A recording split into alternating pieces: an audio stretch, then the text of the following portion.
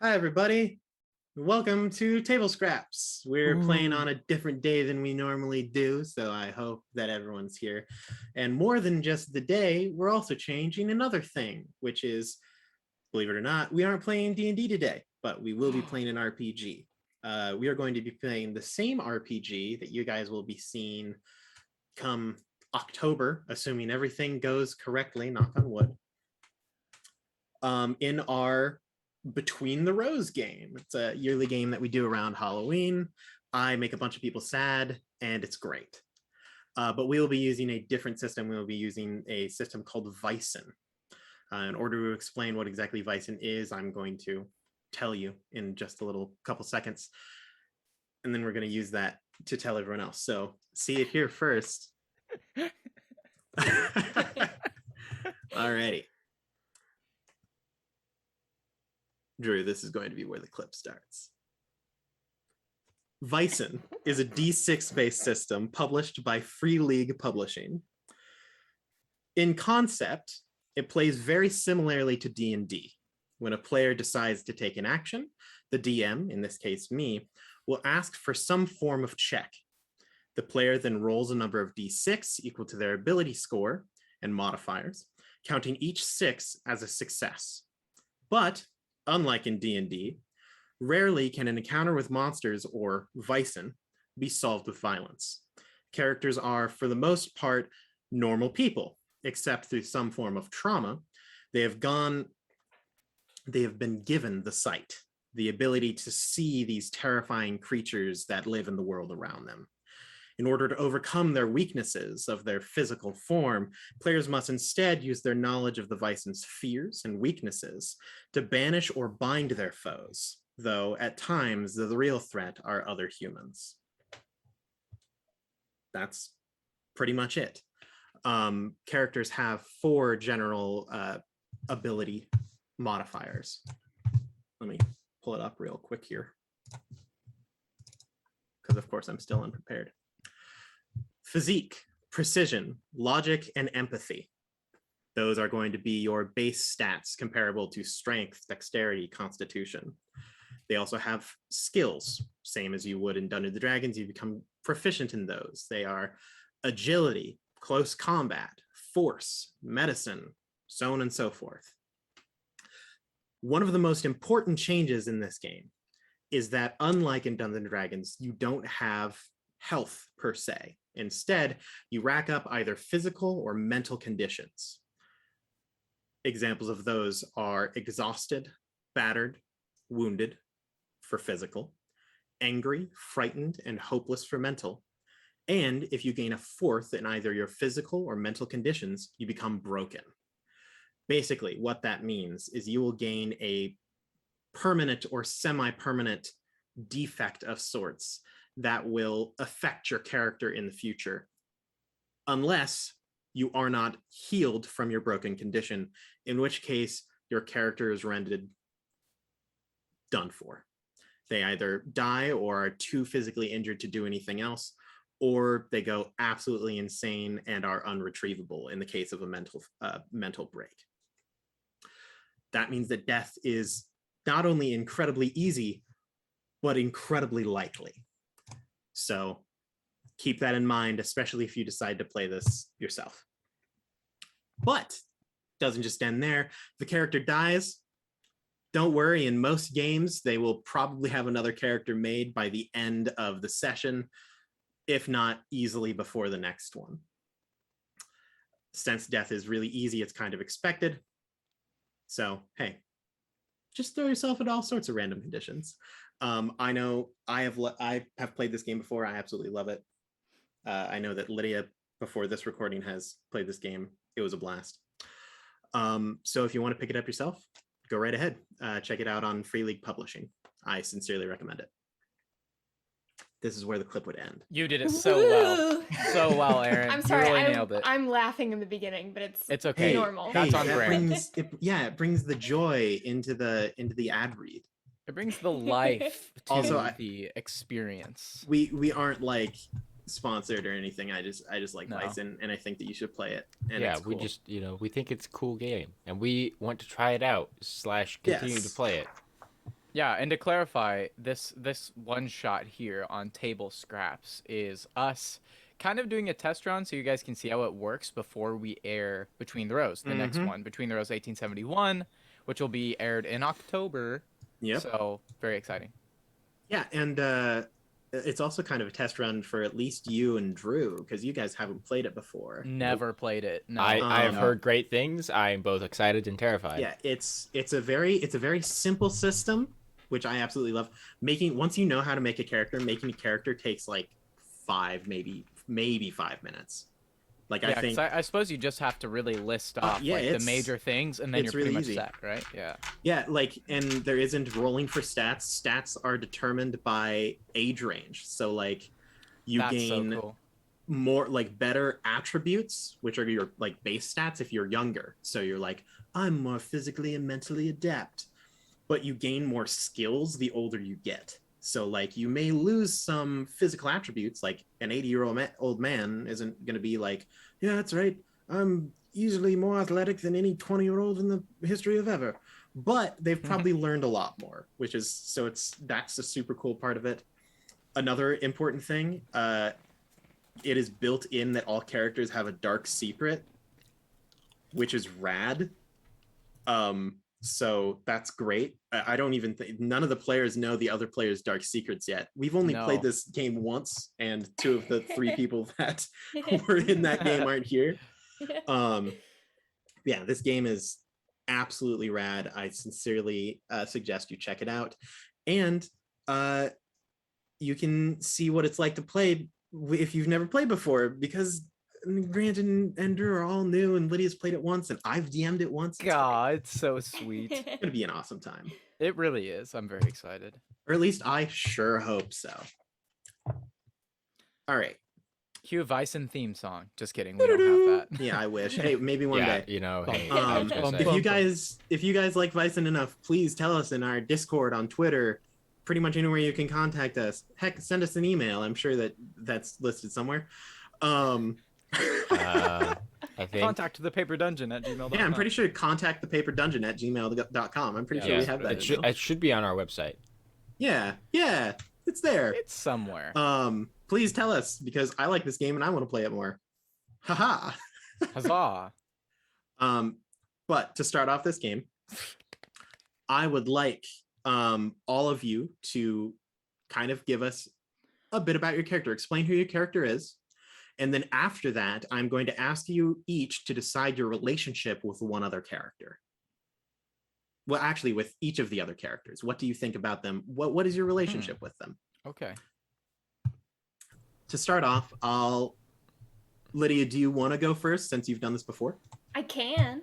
I would go right ahead. Alrighty. So my character, her name is Della Larkin. She is in her mid-20s. She's 24. And her archetype is writer. So she's a writer.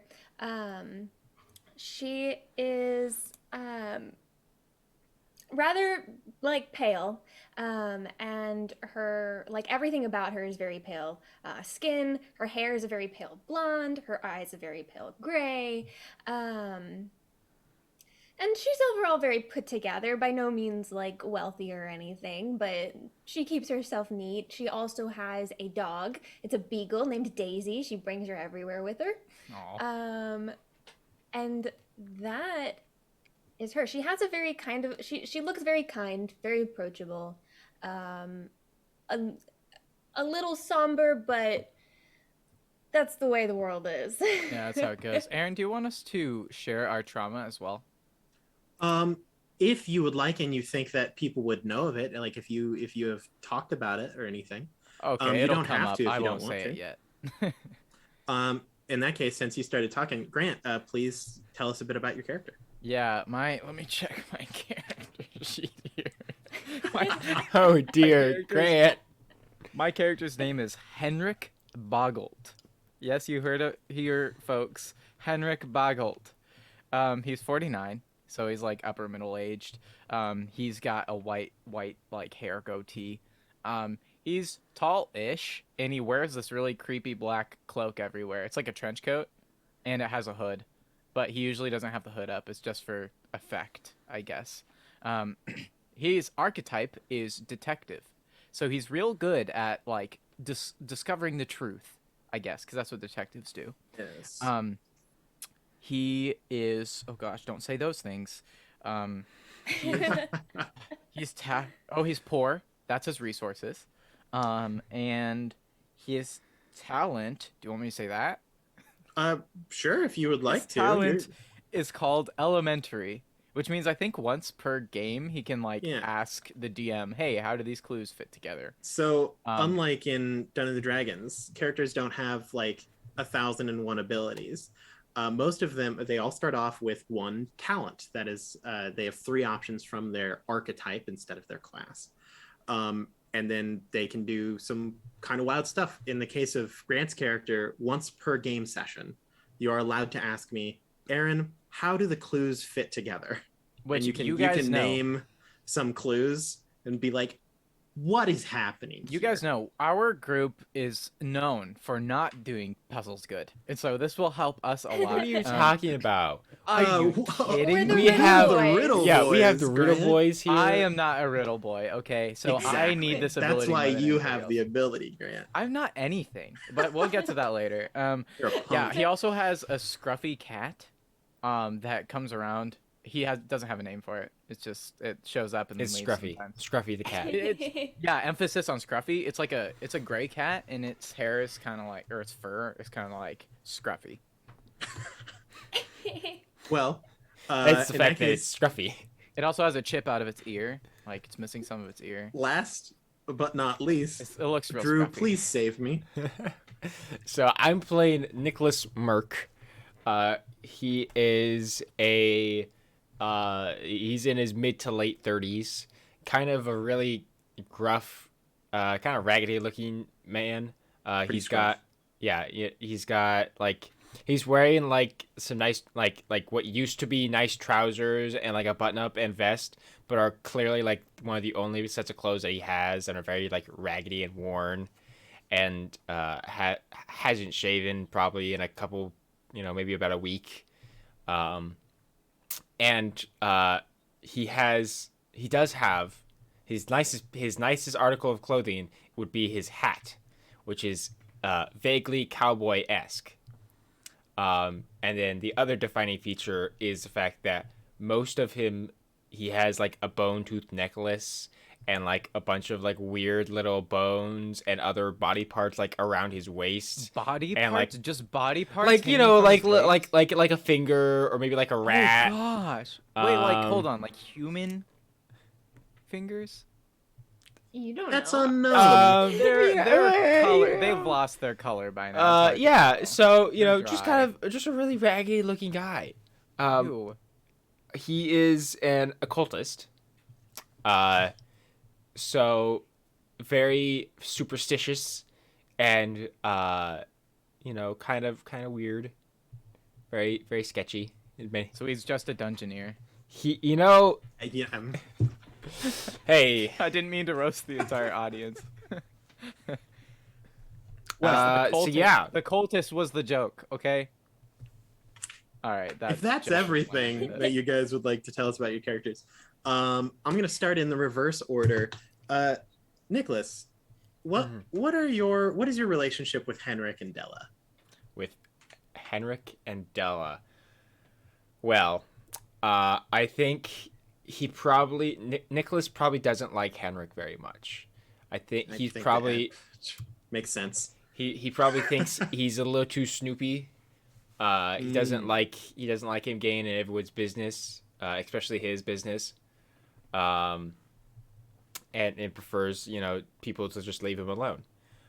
Della he likes because she leaves him alone, and doesn't interact with him a whole lot. That's great.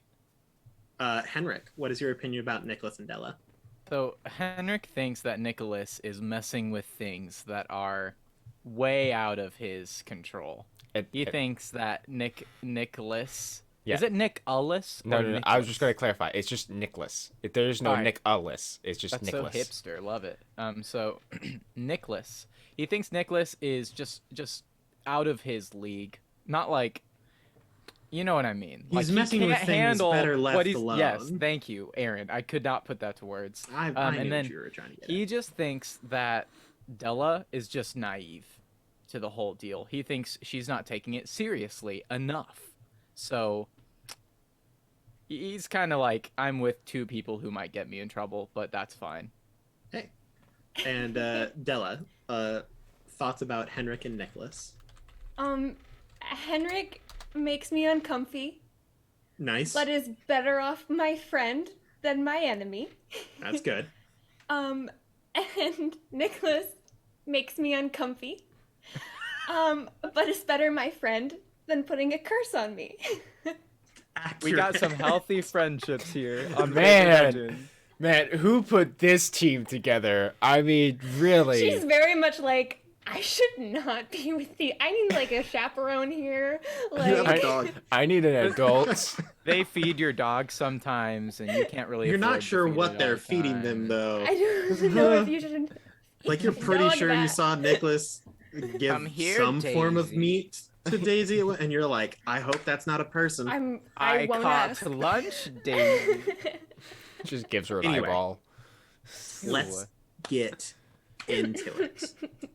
Della, you had just returned from your previous escapade to that little inn just outside of town where a whole bunch of crap went down. You have your new entourage, the small girl that you brought with you, her love of theater, so on and so forth. May or may not have been possessed a couple of times, but that's fine. That happens. You get back to Castle Gyllenkreutz. Thanks. Also, this is in Sweden. It's the mythic north, and there's a lot of names that I don't know how to pronounce. So please forgive me if you speak any form of language, Any form at all. any of it. There's going to be a lot of foliage going on here. Oh boy. Don't you You start. returned to the castle. You discovered an occult library. That was pretty neat.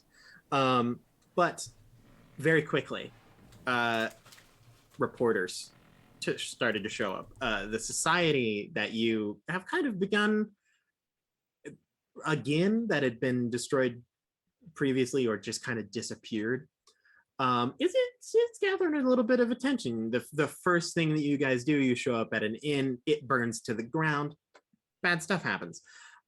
So you are kind of looking to like take the heat off of yourself a little bit, and you're kind of sent a godsend, or maybe something else, in the form of a letter from your distant cousin.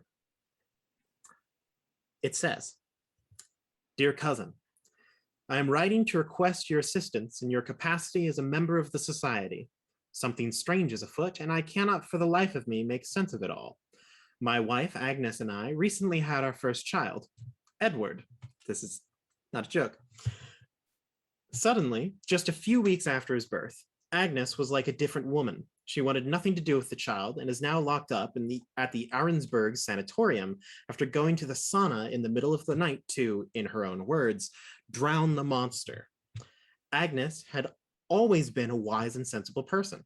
I do not understand what has gotten into her. Perhaps it is my fault. I left her alone a lot as my dissertation took up much of my time.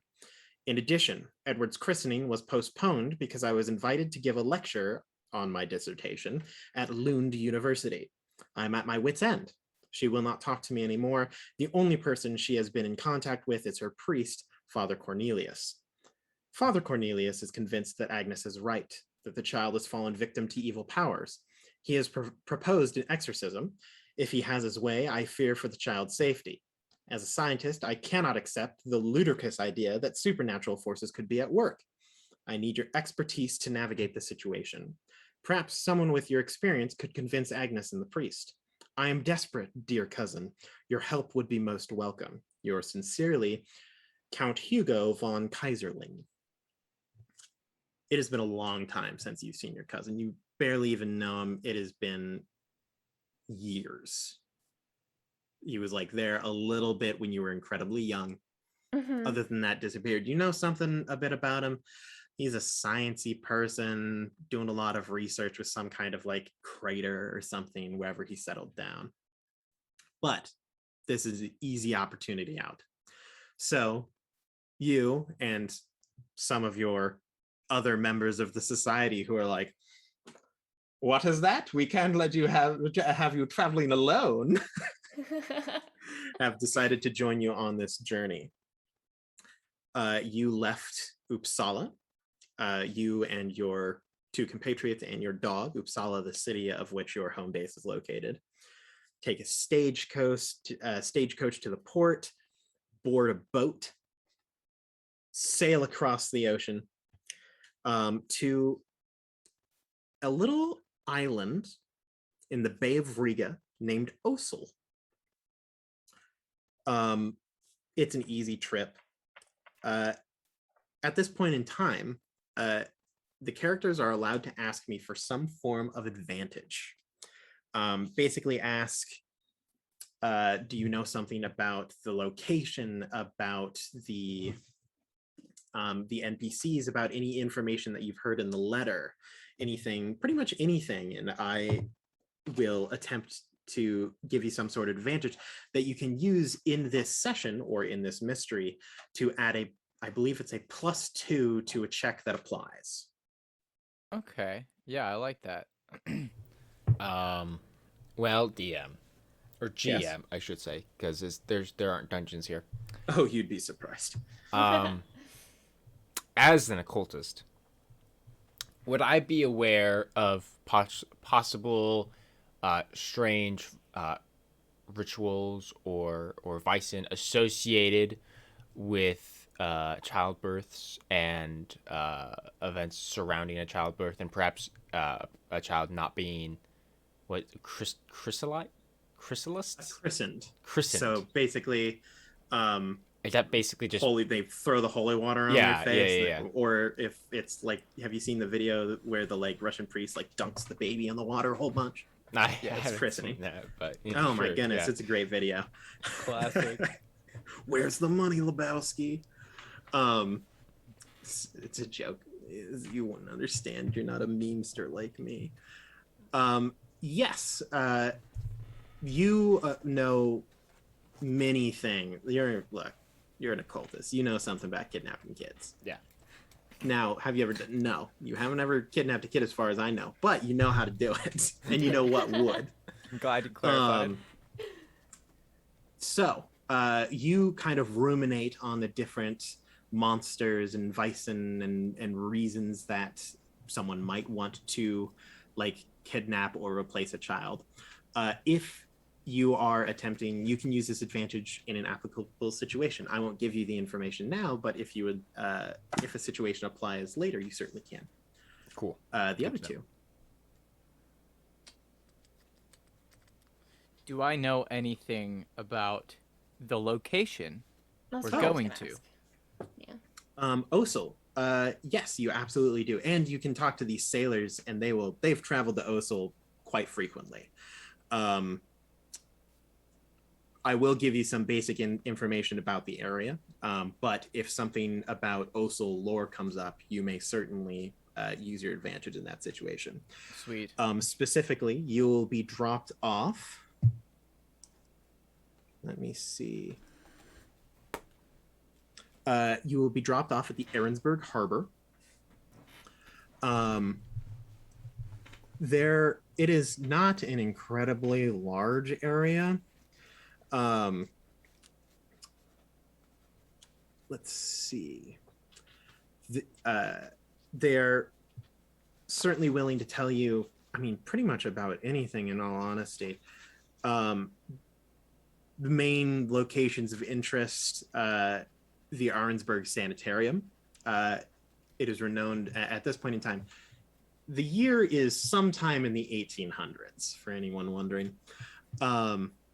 Perhaps all of the years in the 1800s, for anyone wondering. At this point in time, there isn't a whole lot known about mental health.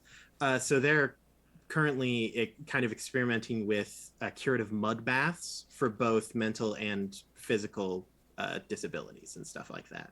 They believe that there's curative properties in the mud there. Obviously, there is also the main town of Arnsburg. And off to the far side, kind of in the middle right of this island, there is Kali Village. Kali Village is surrounded by big craters. I wouldn't exactly call it a tourist attraction because tourism really isn't a big thing right now. But if tourists were a big thing, it would be a tourist attraction.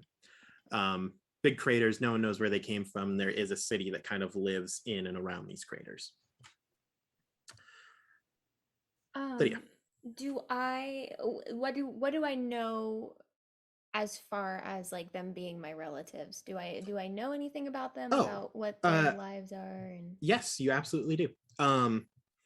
The things that you know just off the bat, obviously your cousin Hugo has a wife, now has a kid. He kind of made his way in the world. He was very interested in science, very, very technologically minded. And his main thing, you know, that his research project, especially upon hearing these sailors talk about these craters, he definitely had his research focused on the craters, where they came from, where they were developed. And apparently it was very controversial at the start. But he had some breakthrough several years ago. You heard it, you actually read it in the paper. Like, scientist discovers so-and-so. You didn't pay it much mind, except you saw, oh wait, no, I'm related to that guy. So as for the details of it, a little bit rough. But if you ever need, if you're ever in a situation where you're making a role involving the history of any of your relatives in the Kaiserling family, or to communicate with them, you may use this advantage. okay. So you guys pull into the Arnsburg harbor. It is bright and early. The sun is just cresting above the curvature of the earth behind you as you enter from the east. Let's see. The harbor is bustling. It is early morning. There are fishermen, people moving livestock, leather, spices. Cargo is getting unloaded and fish is being auctioned off. Even this early in the morning, you would put it at probably like 6 or 7 a.m., like maybe even a little bit earlier. Also, crazy. There are tons of different languages: German, Finnish, Swedish, Russian, Estonian. All just shouting across, auctioning off fish and other goods. But as you kind of exit the gangplank down to the dock, you see a scrawny little valet, like kind of curly, frizzy black hair, very pale, in a nice little like velvet vest with little gold buttons. And when he sees you, Della, his eyes kind of brighten up, and he just goes, are you here for Count Kaiserling? Yeah, that's us. Oh, please, come right this way. We have a coach waiting. Oh, lovely. Okay. With my friends? Compatriots. Work associates. Work associates. He loads you up. When he sees that you have 2 other people with you, he immediately is like, oh my goodness, I did not even realize that you were being friends. I was so rude. Good morning. Hello to you 2 as well. I'm Teat. That is his name, Teat. I'm Count Hugo's valet. Listen. This is a matter of utmost importance. We must hurry. We don't know how long this will take, and it might be too late by the time we get there. So I suggest very much aware. we hurry. Yes, of course. I just didn't want to be rude. He hops in the front of the coach, grabs the reins, after, of course, holding the door open for everyone to let them get into this nice, cushioned cabin. And this is the nicest place I've ever been in. It's cushioned. Yes, this cabin, this little coach. Honestly, Ah. you're not wrong. Oh yes, come in. I mean, except for the Scruffy. castle that you just came from. Well, yeah, but you know, But you didn't spend a whole lot of time. there. You castle's a lived it, recent thing. You know? Yeah, that's a new thing. It's not really home yet. Is freaking Scruffy coming in? Is that what's happening? Yes, I am petting Scruffy. I have a. I should ask. Where would you like to go first? Would you like to? I know a little bit about the situation. Would you like to stop by Count Hugo's home first, or the sanatorium? Let's see Hugo first. Of course, right away. He snaps the reins and the courage. What am I I'm saying? The like- carriage. Curd. Shielding Courage, the Daisy cowardly from dog. this cat. Courage is the name of the horse. Yes. On courage. Ha!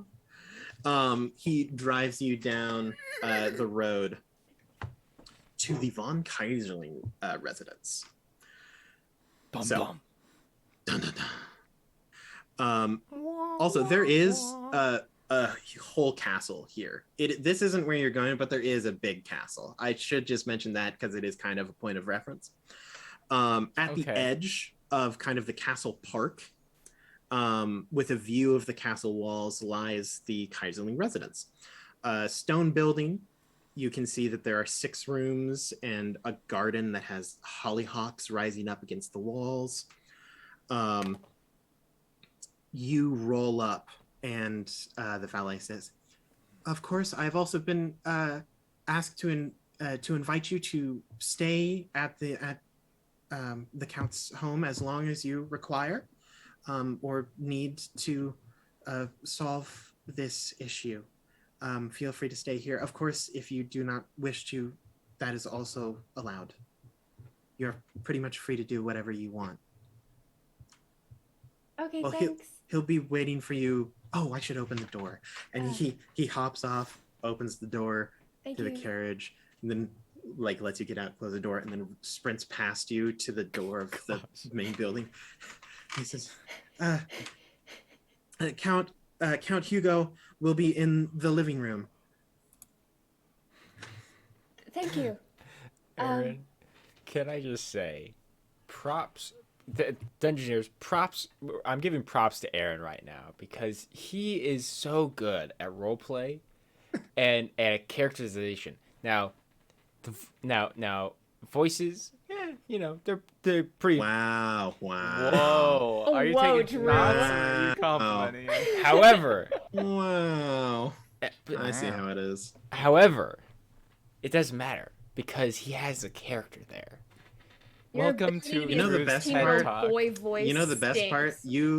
You have said this about me, so Teat will never be seen again in this Oh. game. Yep, he's gone As- forever. No! As dead. Henrick walks past Teat, he just leans down and says, "I have a feeling you won't be around the next time I'm around." Why would Teat why doesn't would you- respond walk because he's it. already Why gone. would you say that? I said it for the Teat's comedic gone in the effect because wind. Where did Aaron he said that he go? How wasn't did you gonna do be that? around. You all head in.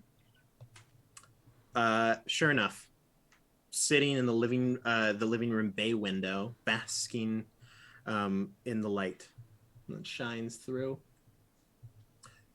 you see Count Hugo von Kaiserling. He is currently playing a little triangular multi-stringed instrument and kind of singing a song that you can't quite understand the words. It's just barely below his breath, and it's not in a language you understand even if you do try to listen in, but it is entrancing, absolutely beautiful, even for a few moments, as you kind of listen to this soft melody play across the room. you're almost removed from the room itself and the city and all the weariness of the like week of travel to get here and the kind of bumpy carriage ride, even though the seats were incredibly padded. It all just kind of fades away. You're just kind of lost in the music for a few moments before Hugo looks up, notices that you are there, and then sets down the instrument and walks over. And says, "Oh, well, good morning. I'm so glad. Della, it has been so long." Hi, Hugo. These are my company. Very good. I was Very afraid good that too. music. I that- really enjoyed Oh, well, that. Thank you. It is a pride of mine that my pastime, really. Yes, yes. I am Henrick. It's a pleasure to meet you. Shake. He shakes your hand, of course. And this is The name's Niklas. Niklas, yes. Well, I'm Count Hugo. You can just call me Hugo, of course. A friend of Della is a friend of mine. He offers his hand to shake to you as well, Niklas. I shake it. Della, I didn't, to be honest, I thought that two homeless people had followed you here and perhaps conned my valet into driving them here, but I'm glad to see that they are actually, your companion, your compatriots, your work associates. Yeah. It's okay. promise. It wouldn't be the first time. I promise there is indeed more than what meets the eye. Do your friends always speak with like double spacing in their words? Yeah, don't pay any Okay, mind then. to what they Well, say. I'll take whatever help I can get. I've tried to understand what has gotten into Agnes, but for the life of me, I couldn't possibly see what the reason would be. Just like someone just flipped the switch and now she's different. Like I said, more than what meets the eye. Hey, do you say anything else, and especially anything that is not incredibly, like, disturbing? I'm a nice fellow, right, Della? Well, Right. okay, now he spoke. No, it's besides the point. Anyway, was there any problems or anything happened during the pregnancy? Not that I know of. I was abroad at the time, but from what I heard, he was born healthy and there were no complications or anything of the sort. He seemed like a healthy, growing 3-month-old boy. In fact, well, I don't know. I wouldn't say it's a complication, but honestly, he's growing incredibly well. He can already sit up and seems to grasp at the edges of his crib. A very, very intelligent boy. And where is he currently? Yes, of course. He would be in the nursery. I'm sure that, what's her name? Aino, the wet nurse, would be with him right now. Well, come. And he walks out and beckons you just a few doors down. The nursery has all the doors in this house are finely adorned, finely carved, opens it into a beautiful room. Windows overlook the garden. And you can see that in a rocking chair off to the side, there is you would put her around early 30s. Blonde hair underneath a bonnet. sitting in a rocking chair, just watching over the child. You can assume that this would be Aino, spelled Aino. I know that already. Yes. I know that it was a joke. Yeah, I'm not laughing. Alright. You can see Edward is curled into kind of a ball, sleeping in the cradle. I will mute you. I have that power.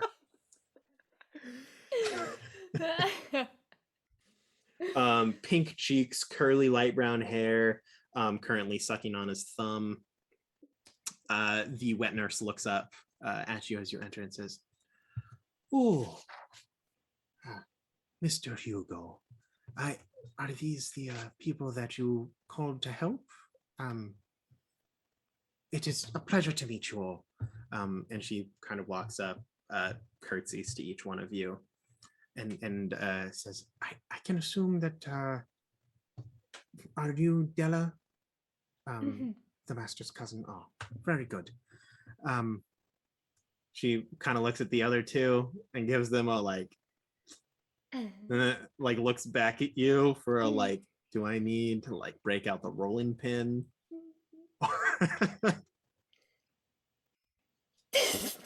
You might need to break out more than a rolling pin. She if kind of like this is as bad as I think it is. Right, Nicholas?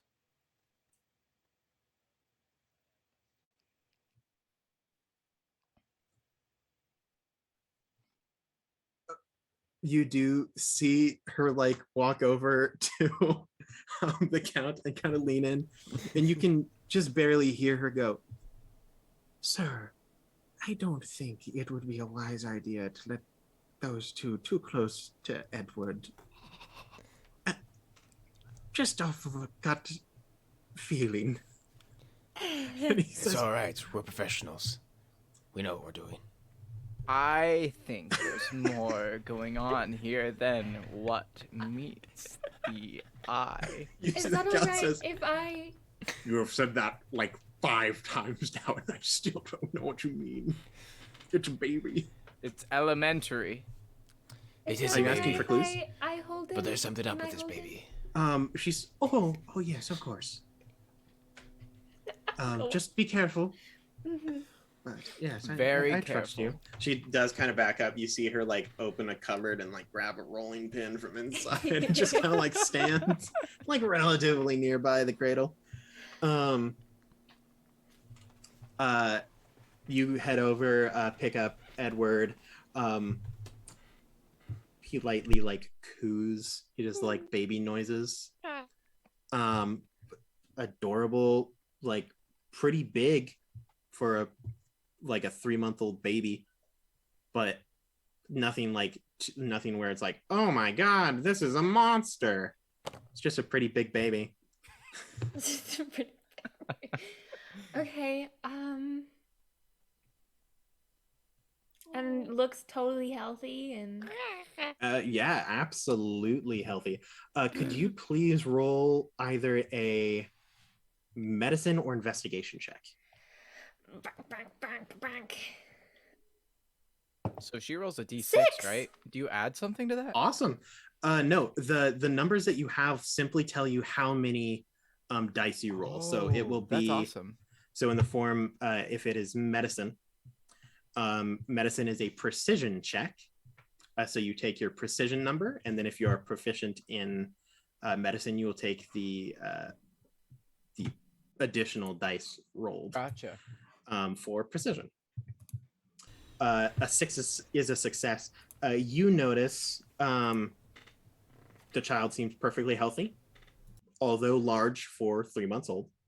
And it appears as though he is already able to like sit upright and grasp at things, which is kind of weird. Not like unheard of, but kind of weird.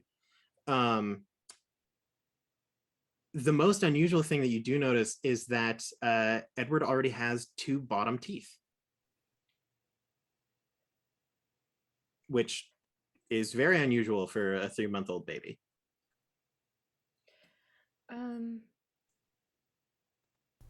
Interesting. So what exactly was Edward doing that caused the fuss? She says, Edward, the boy did nothing. Not that I've seen. He's been a perfectly healthy growing boy, doing things that a normal, healthy growing boy would do. Did Agnes say he did anything, or? Not that I know of. Could you make a manipulation check? Pause. Did we were we told that Edward was the weird one, or was it somebody else? Well- Edward is the child that Agnes attempted to drown. Oh, gotcha. That's Agnes, the wife right. of Hugo and mother Thank you. of the child. Yes. I understand. So there's something up with both the baby and with the mother. Or just one of them? No, I think both of them. Right. It's No definitely sixes. No sixes. She just and she just kind of shakes her head. I didn't see anything. There's nothing wrong. I fear that it is probably just the stress of childbirth, and she has had a lot of long nights. She just needs time to rest. Hmm.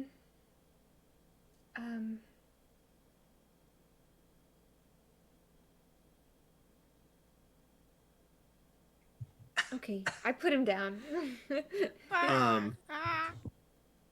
Nope.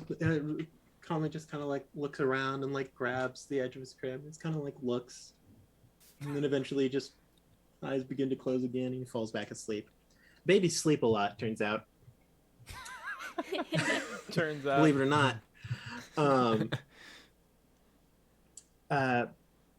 But Count Hugo says, is there anything else I could help you with? Do you need to see anywhere?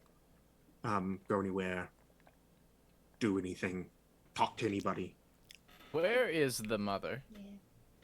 Yeah. Agnes is currently at the sanitarium. Sanatorium. Is there any way Sanitarium, that we I could, think, is for cleanliness. is there any way that we could perhaps speak with her? We would have to talk to a doctor about that. But I can certainly get you to the location. That would be That lovely. would be great. I'd also like to know, where exactly did this event take place again? And is it accessible? In the sauna. Yes. The sauna here, on these grounds? Yes. I would very much like to see that. That's a good Oh, of idea. course. That would be good to see. He takes you to a little like off building, a little almost like a hut of sorts. That when he opens the door, kind of a gust of hot steam like billows out. You think that, don't even need to make a check about this. Most likely there are natural like hot springs and hot water that runs underneath this island. And they have kind of tapped into that to create a sauna of sorts. There's a pool of water, kind of like a hot tub in the middle, and then benches all around the sides, as well as a wash tub filled with water off to the side as well. And he says, I was not the one that found her. It was Aino. Found her in the dead of night, standing with Edward. You see him kind of break down a little bit over the wash tub, saying that she would drown the beast or something along those lines. Did Aino come with us, or is she still? No, Aina is still with the child. Okay. Do you know what got Aino to come out here? Let me see. What did get Aina to go out there? I would also like to have Henrick just ignore them and start investigating around the tub and the hut. Just as a side note. Do I have to roll for that stuff? I'm sorry, what was the question? Oh, while they're talking, he's just gonna ignore them and kind of look around the tub and the hut, investigate to see if he gets any strange Yes. out of Roll place things. roll an investigation. You can continue your conversation. Well, I Wait, have hold to- on. But before that, investigation. So I roll my logic, and like the number of d6s in my logic, and then I add my investigation dice. So what does it say in your investigation logic area under skills? 3, 3. And what is your logic? 5. So yes, you will roll So I 5 roll plus 8. the additional 3. Sweet. And I only keep track of the 6s, right? Yep, 6s Man, are that's successes. so easy.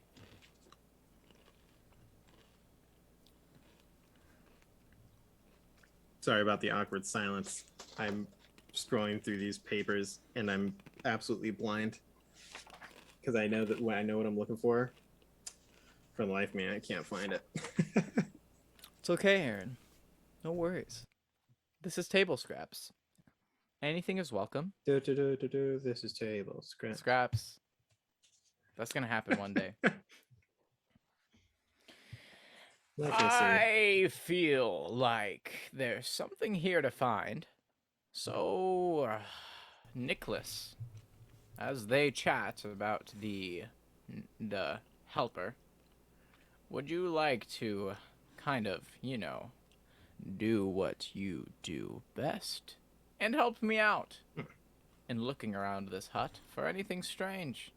Anything that would be rather unordinary. Are you going to assist Henrick in his investigation? Yes, I can do that.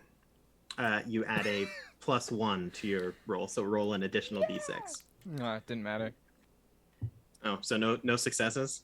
No, I got a couple. I got 2. Oh, But I well, hate to that's- interrupt the conversation, though. Well, let me tell you, there wasn't even a conversation going. His basic answer is, she simply woke up, went to check on the child, and then noticed that it was gone, and saw light from the sauna, and then found Agnes, simply doing her job. Game Master, Yes. do I know of any Vaesen that would perhaps give visions or dreams? It's freaking Smoker And, Leshka. Dreams in the night that would Can you cause roll one a to... learning check? Okay, I can do that. Okay, so learning check. So, learning. There it is. Uses logic. Oh, fantastic. Okay, so my logic is 4, so I roll 4 die, and then my learning is 1, so I just add just like 1 like additional die or just 1 like point. So if your logic is 1, you will have 1 die. And then you add how many? No, my logic die? is 4 die. Logic is My 4 die? learning is 1. I'm sorry. So you roll 5 die. Okay, 5 die. Okay. Cool. Those numbers just determine how many dice you roll. Okay, cool. Where I ran out of d6s. 1 second. That happens quite frequently. Okay. Yeah, I'm rolling 1d6 for this game. It's just a whole Just bunch over of and times. over. 2 What a rough successes. life. 2 successes. And you're asking if there is anyone who would like mess with dreams or like possessions or anything like that? Yeah. Anything like if I know of any Vaesen that would influence Agnes to think that her child is a monster. Oh, loads of them. Mm-hmm. Any Vaesen that would be able to use some form of enchantment or perhaps curse Mm-hmm. would most likely be able to do that. Common culprits of like mischief that ends up horribly wrong. In the case of something like this, fairies have been known to like entrance people and cause them to do like terrible things. They could have been possessed by some form of ghost or ghoul. there's a number of creatures that could force someone to do something like this.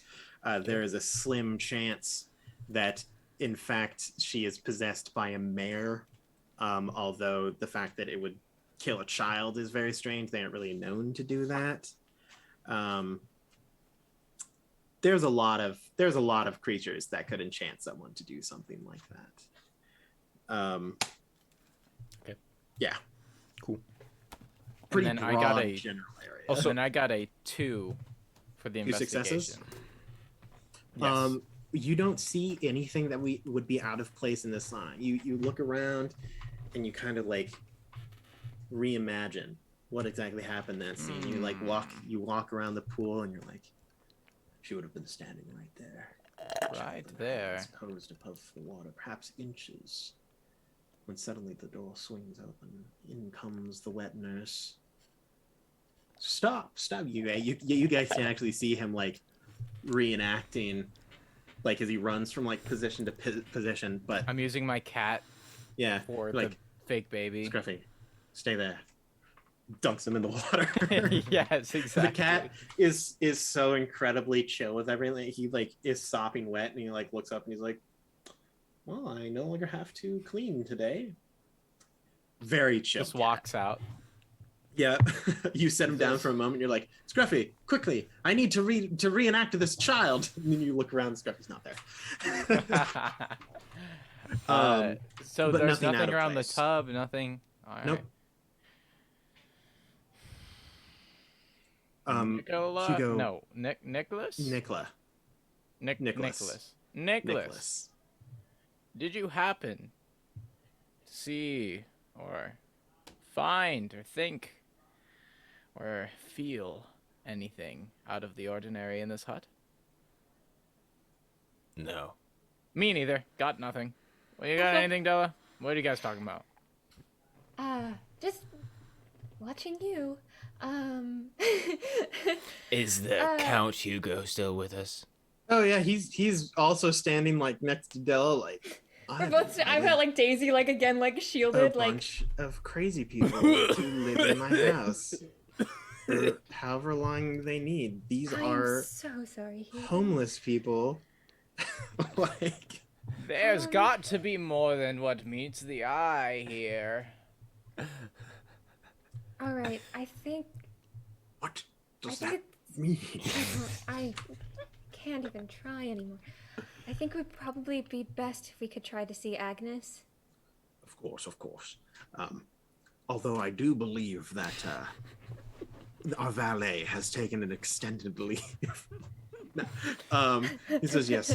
It's all right. Teeth will be We waiting can walk. with the carriage. We're used I had to a it. feeling in I front. wouldn't see him again. Okay. He leads you back around and he says, Is he gone purely because I complimented you on your role? "No, he's not actually gone. He's not actually gone. I was just joking. Look, Teet is too good of a character to pass up this early." Okay. But he leads you back around, walking across this like lush, like nice, like stoned, like walkway in between like bushes and trees and stuff, to the front of the house, where Teet is kind of just standing there, like next. He hasn't like moved. Like you don't know if he just like lives next to this little carriage, or like what exactly he does, but part of his job might be to just stand there and be ready in case anyone needs a ride. He sees the Count approach and says, he bows and says, Count Hugo, do you require a ride? And Hugo says, no, boy. I will remain here, but please guide these friends to wherever they need to go. Currently, Henrik claps Nicholas on the back. It feels like really like we're just slowly like we start like friends, associates, work associates, people. my possible murderer. These, please take these human beings to the sanatorium, you know? Yes. Your first, well, at the moment, your current destination is a sanatorium. Am I correct? Then please take them, and I wish you good luck. I have research to get back to, and if you need to talk to me or to Aino at any point in time, feel free to stop on back and ask some more questions if anything strikes you. You get into the carriage. Once again, on yes. the way, while we're traveling, I asked Della. So, was there anything wrong with that baby? I don't. Not that I could see. I mean, it was growing pretty fast for 3 months. It seemed quite large, yes. Yeah. Anything else that was strange about it? His teeth? It had teeth. Teeth that were growing. I kind of like eyes, like bone necklace. And there are several small teeth. Oh, God. Don't worry, they're not child's teeth. That you know. But he looked very healthy. Very strong. Little too strong, but that's all I Too could strong, yeah. got from him. Nothing demonic or. Game Master, do I know of anything, of any strange curses on small children to make them grow exceptionally fast? I mean, curses would normally do the reverse of that. Like cause a Normally, child yes. to forever remain a child or cause an old person to age incredibly fast. Normally curses don't do good things. Like, oh yeah, let's just skip the terrible twos and bring them straight to like 15 years old. But I mean, it isn't unfeasible. Magic is crazy. Right. Magic is wild. It is. Yes. So, I would know. you know, there's probably something out there. I won't even make you roll for that. There's probably something out there. All right. Anything else on the carriage ride? Great. Teat pulls up to this big. Let me find it. Currently, the sanatorium is it's actually one of many medicinal bathhouses constructed with wood along the shore of the island after mud with healing properties was discovered a few decades ago. This one, the sanatorium, light green, large, mullioned windows, a glassed-in porch overlooking the sea, and many rooms in the main building as well as the two wings. Teat opens the door for you and says, don't worry about a thing. I will be here whenever you're done. Thank you. Good luck. I'm going to hold you to that. Okay. Niklas is so Thank you. slimy. Love it. Guys, I'm having a blast, and we haven't even met a Vaesen yet. Thank you, little Teat. See you later.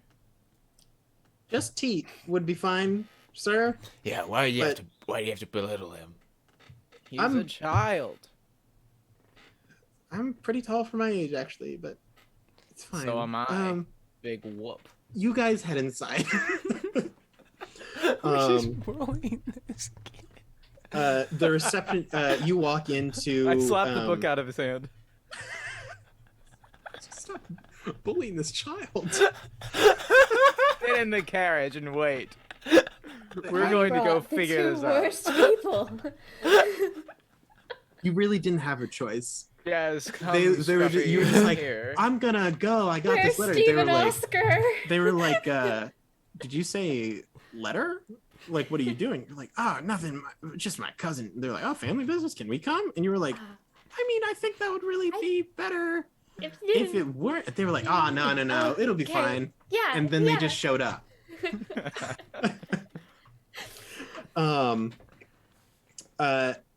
Inside, the house is painted kind of a stark, like hospital white-esque.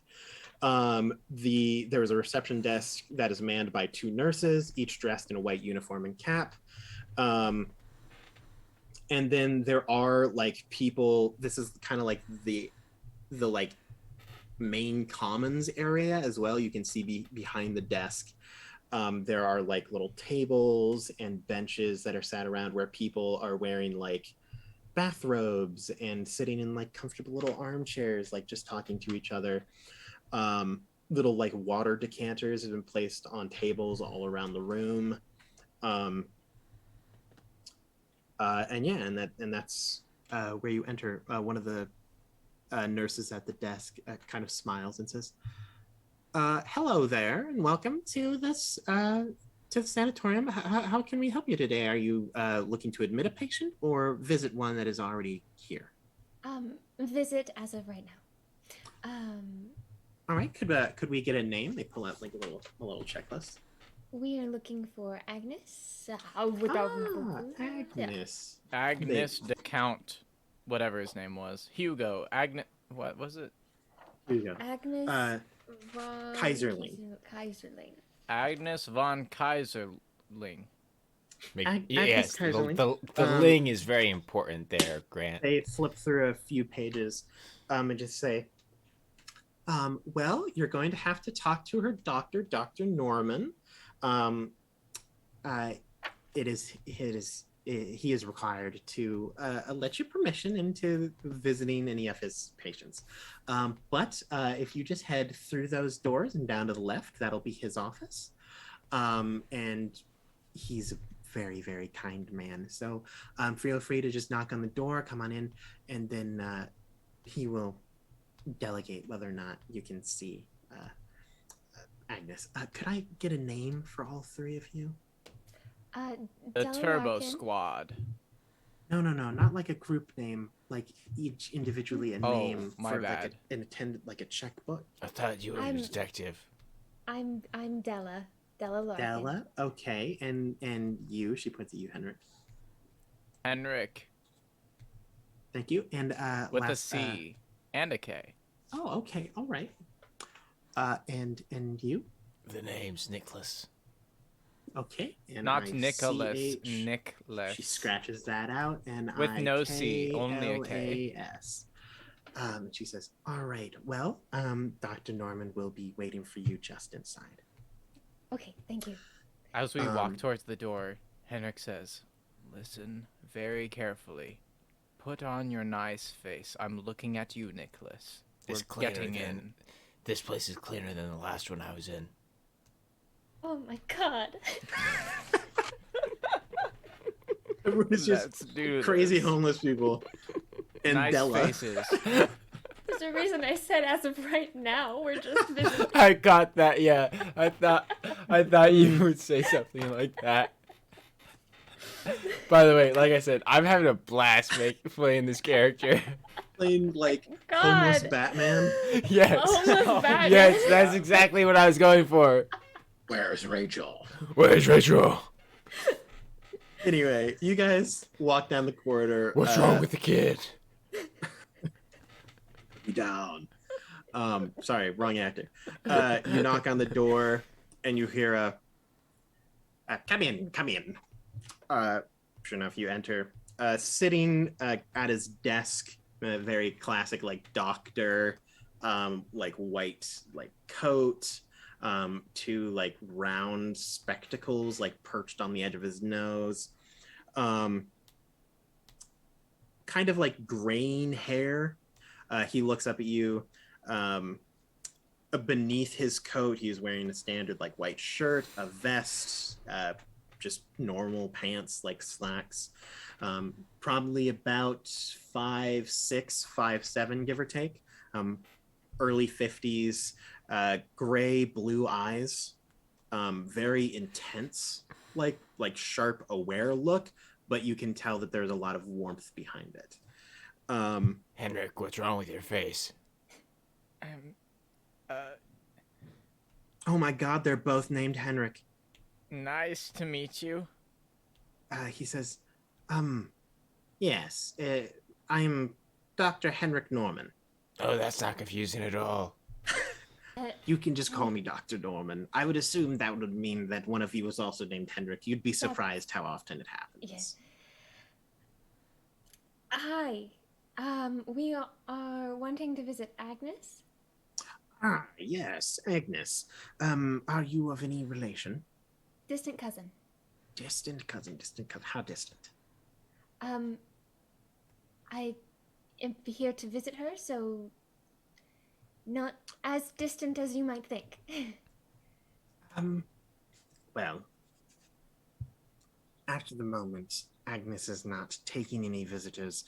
I do fear that any kind of outside stimulation may disrupt her rather fragile mental state at the moment.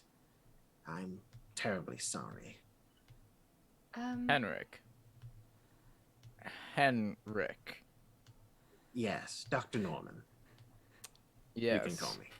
Take it from me. Yet And again, who are you? another Henrik. Okay. And are you of any relation? I assume that you are all together. He leans in close and says, and he says, we are the one hope that Agnes has in this life. We have seen things that you, although you work with those of the insane, you would not even be able to believe. I can assure you, we will get to the bottom of this, for there is more here than what meets the eyes. Make a manipulation check? He's gonna think we need to put you in the asylum. Manipulation is empathy. Okay, ready? Nothing. He says, "Okay." I'm very sorry. Look, Who is he with you? Or I No. don't have a Unfortunately- Henrik on my charts. unfortunately, but No, he's not. We don't they're know. here for me. We just met him. I've been pretty distraught about hearing about Agnes, and I really would just like to see her. After hearing what happened, Scruffy I- jumps into Henrik's arms, the Scruffy, security not now. cat. This is- I Pets, animals are not. This is a medical facility. That is not. That. Could you please leave the room at least before I call the nurses to escort you out the building? Henrik just as he turns and starts to leave says to Della, "Do what you can. We'll leave." And he holds Niklas' hand. I and don't leads leave him with out you. the door. You like go to leave and then like Niklas is not moving and you're like, And well, Henrik walks out the door then and then goes, "Oh, my spleen!" And he tries to cause a scene so that Della can sneak back and Niklas can sneak back. you see the doctor like leans around the desk and then like looks at you, Della. Can you roll another manipulation check for me? I love this game. Henrik. I was working on something, but All right, okay. that's one success. He does kind of like stand up. He looks at you, Della, and he just says, "Has this man had any previous problems with his spleen?" And he does like walk to the door and he goes, "Nurse, we may have a new patient." You can see Henrik waving behind his back like go. You do see that there is a where is it? There is a key hanging on the hook Come on, guys. just like behind the desk in the doctor's office. You know what you Is have to the do. doctor looking away from us at this point? Yeah, he's like moved to the door and like gone into the like half bent over look at Henrick, I just look at Della, not knowing entirely what to do. I'm gonna puke. Oh. he says, please try to keep it in. We do not have the sanitary methods capable at this time to really keep that up. Henrik, please Della's just help me.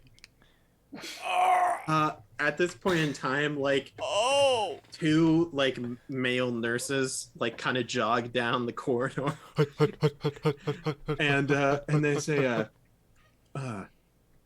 Dr. Norman, what seems to be the problem? They are shredded, just super buff, jacked nurses. He says, this thing collapsed outside of my door after perhaps threatening me, and claims that there appears to be a problem with his spleen. No, he is not currently a resident of the sanatorium, but I think perhaps after medical examination, he should be. It's the humidity. I don't even know what to do. Right. They look at you. There is a They key look back at behind the doctor. doctor's desk. And how far are we gonna make it? Niklas has his ways. Well, Della was your on a way, confidence. and then you freaking. I love the Started confidence that you have in screaming in this the team hallway. that you have no idea what they Fine. do. Henrik ends up going, and then you see him cover up of his mouth, and he goes, and then he's like, oh, and then he stands up and he says, oh, Della's like, looks like it was just a bit of gas. Grant, day by day, I regret ever meeting And you. he leans into Henrik's ear and goes, and then he says, oh you my can god. he says, as you can see, it wasn't what met the eye. Oh my god.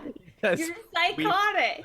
we must. I see honestly think Chris, Angela. What's her name? I think Henrik does need to be admitted. Henrik needs to stay here. My god.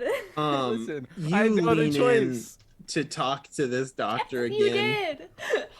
I'm just gonna real quick roll just a few die here.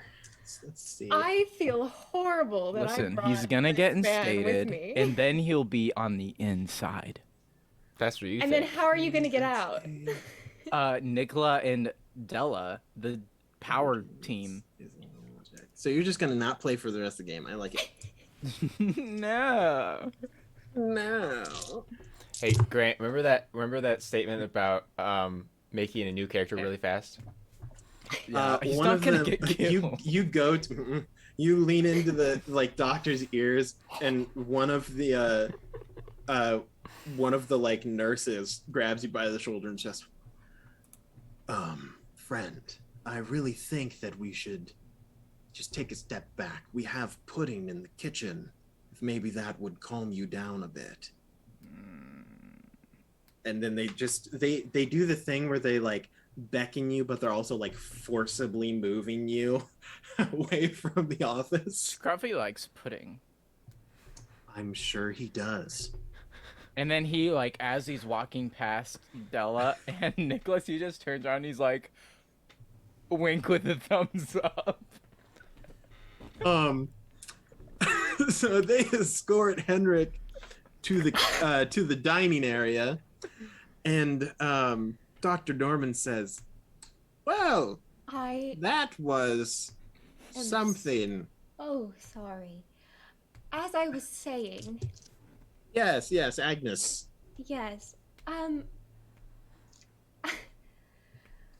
my god, I am so sorry.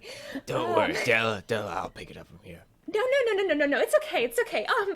Anyway, we've come a really, really long way to come and see Agnes after hearing about what happened, and I've been terribly distraught not being able to see her and know she's okay. I haven't heard from her in the longest of time. Are you sure there isn't any possible way we couldn't be able to speak with her just briefly? Manipulation check. You got Question: this. do we not want to talk to this doctor about like, hey, we were hired because like we're from the society? Hey, that's up to you, man. Probably really. Most people don't believe in that. No. Oh, that's what I was Especially, gonna. That's why. That's what I was scientists asking. Like, said. I didn't know how like well people knew of the society, you know, and its actual existence. 1-6. 1-6. He kind of looks at you, and you can tell that your heartfelt play really does kind of reach him. He says, "Well, it may be perhaps beneficial for her to see a familiar face, or currently she has only had one visitor. So, very well. Should I Just really like want to- stay behind? He leans into Della and just says, I just want to be clear. This isn't a cry for help. Like, these two men did not force you to come here, and you needed to, like, get away from them. Oddly, no. I'm so sorry." DM, do I am hear so them sorry. saying this? I'm Oh, really- it's very hushed. I'm very perceptive. But you can roll a vigilance check for me Okay. if you'd like to listen in. Okay. Cool.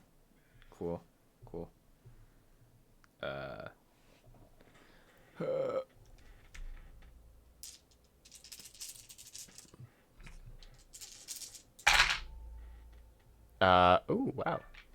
No successes actually. I got 3 3s. Those don't add up. Yeah, you do the thing where you're like, they must be talking behind my back. So you like try to do the thing, you like casually lean, but then you realize that the shelf that you're leaning against is like not attached or against a wall. So you like it like starts to lean, you turn catch, and then you like almost knock like 4 things off the desk, but you do catch all of them, and then just like set them back real quick. But by the time you're done with that, and they like turn to look at you, and you're like, you weren't able to catch what they were saying. Okay. The doctor walks over and grabs a key and just says, well, you two follow me. And he kind of leads you around the desk into a little side room, unlocks that door, and then says, Agnes will be in this room. I have it unlocked. Do take good care to not upset her in any way. I do not want her position worsening. Is there anything we should make sure to not do? I have no idea. Okay. Thank you. That is unfortunate. Yes, her situation is quite unfortunate. Anyway, In I we wish you go. luck. Yep. Thank you. Also, Poor Henrik, frickin' Henrik, my guy. just in the meantime, could you roll a vigilance check for me? Oh yeah, how many do I get for vigilance? It's a logic check. That's good for me. Okay, so that's 1, 2, 3, ooh, 4, 5, 6. Yeah, that's 2 successes. All right. Yeah, you head to the dining room. You see them kind of go to the back and talk to like one of the basically the like lunch lady who's standing behind the little counter. They say something and nod. She goes, she like scoops up some pudding and sets it on a platter, and you definitely see her like sprinkle some form of sedative like on the pudding. Oh shoot. But back to the two actually following the plot. You're just gonna leave it like that? Yeah, absolutely.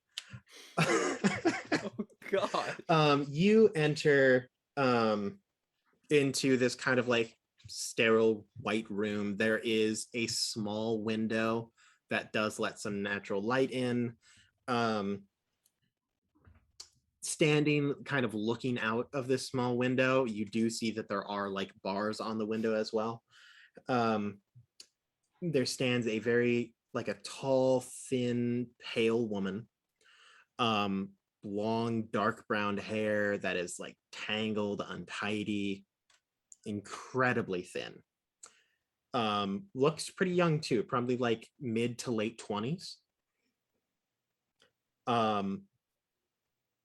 Very warm eyes, warm, inquisitive, but right now they are a little bit not quite frantic, but you can tell that there is kind of a sense of emergency in her kind of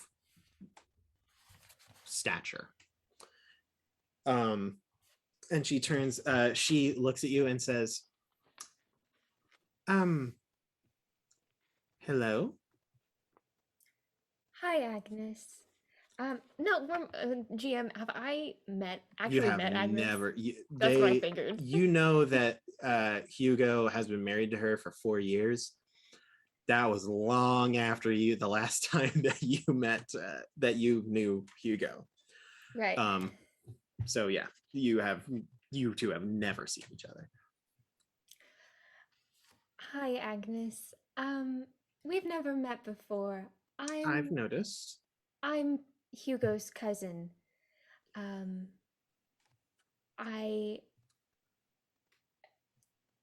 We came to come and talk to you about what happened and hear from you with Edward. What happened with Edward? Well, I don't have much to say of it. Right. DM, do I get the sense she's holding something back? Observation check for me. Cool. Observation. Where's that at? Empathy. There it is. Very bottom of the skills box. Wow, I'm not very good at this. People not your specialty. I couldn't tell. That is no successes. Straight up hard to read, my guy. Yep. For all you know, she's crazy. She probably is. You don't know how to deal with that. I'm crazy. She's definitely yeah. crazy. So is she like is she where is she in the room? She is standing against the far wall. There is a kind of white sterile bed off to the side, and there is like a little kind of like a small dresser. It almost looks more like a filing cabinet, in all honesty.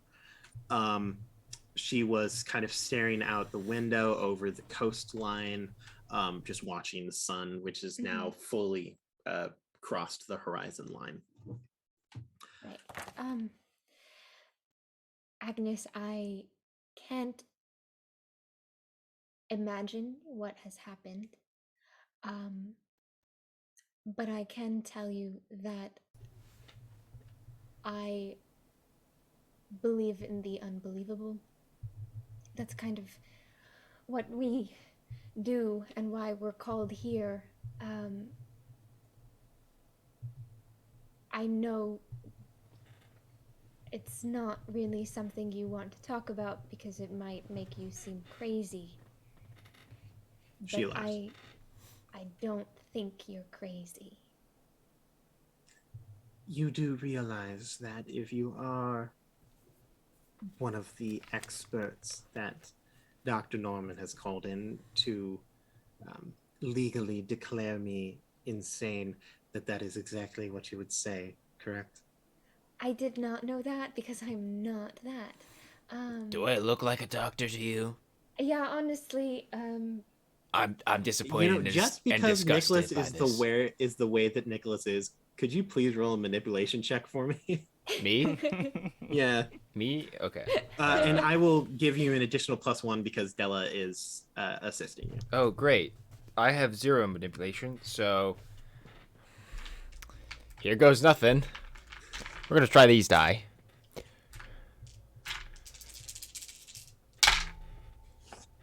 One success. 10 out of 10. Hey.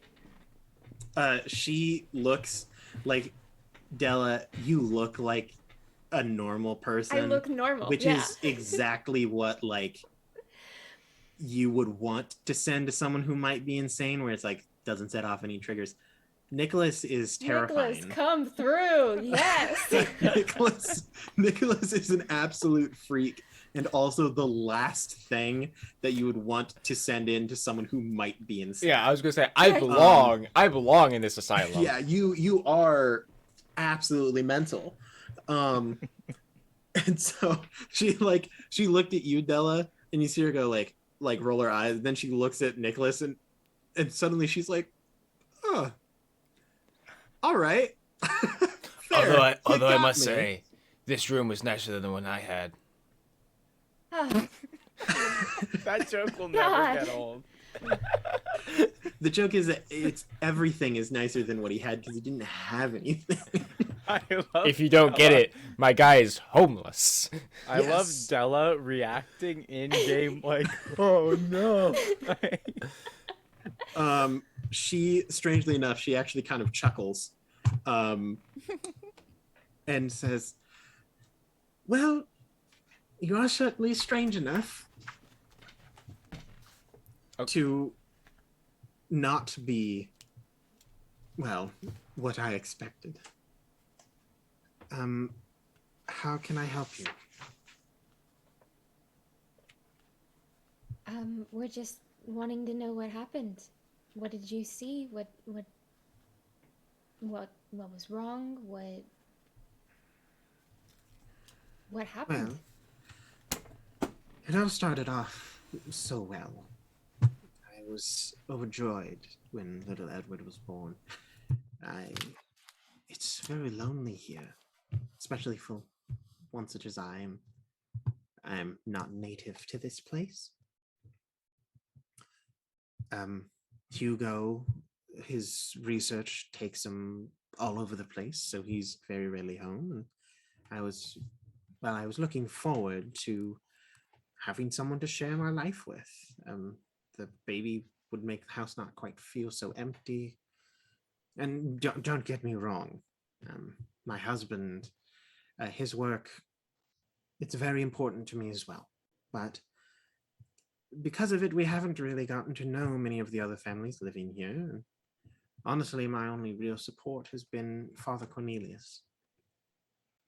And I tried to convince Hugo that the child needed to be baptized immediately after his birth, but he was about to make a breakthrough with his dissertation and wanted to wait until his work was done before arranging the christening party.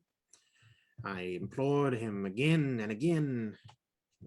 Of course, you know, if a child is not baptized, and until it is baptized, they will be defenseless against evil. But Hugo wouldn't budge. He doesn't believe in any of that. Of course, very scientific. You see her face kind of darkens. Her fists kind of clench up. After a few weeks, I noticed that he had changed.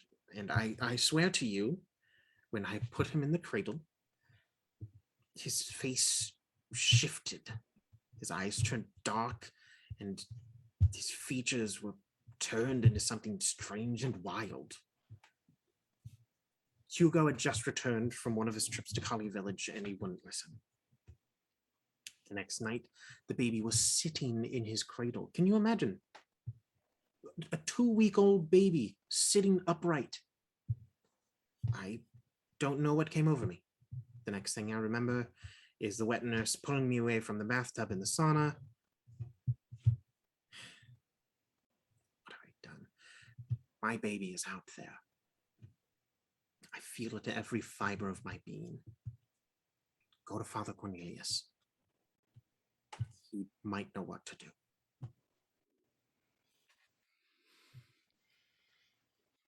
Okay. So you don't remember what happened.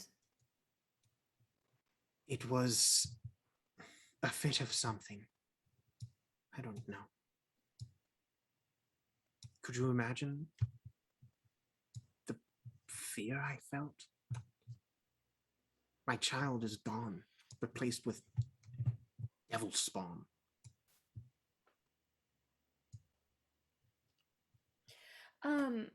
GM, Yes. From the previous game we played, Mhm. am I able to draw any parallels between this and the innkeeper who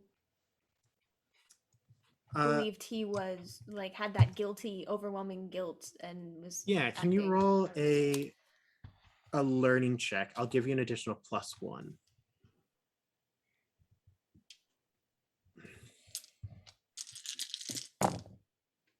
That is 1/6. You don't think this is a similar situation. Most likely, this is just like this doesn't seem like a possession, and it doesn't seem like there's a chance that she was like magically entranced or enchanted, but you don't think it's incredibly likely. Most likely, it is just as she explains, a fearful woman who was afraid for her child's life and is very, very religiously motivated, thought that her child had been replaced with some form of evil creature. Okay. Yeah. Did anything happen during the pregnancy? Was there anything you can even think of that was just odd or No, it was, I mean, I've never had a child before. Mhm. Edward was my first, but from what I know of talking with other women and the wet nurse, it went well. I wouldn't say that was the most enjoyable part, but he was born healthy and strong. right? Nothing out of the ordinary.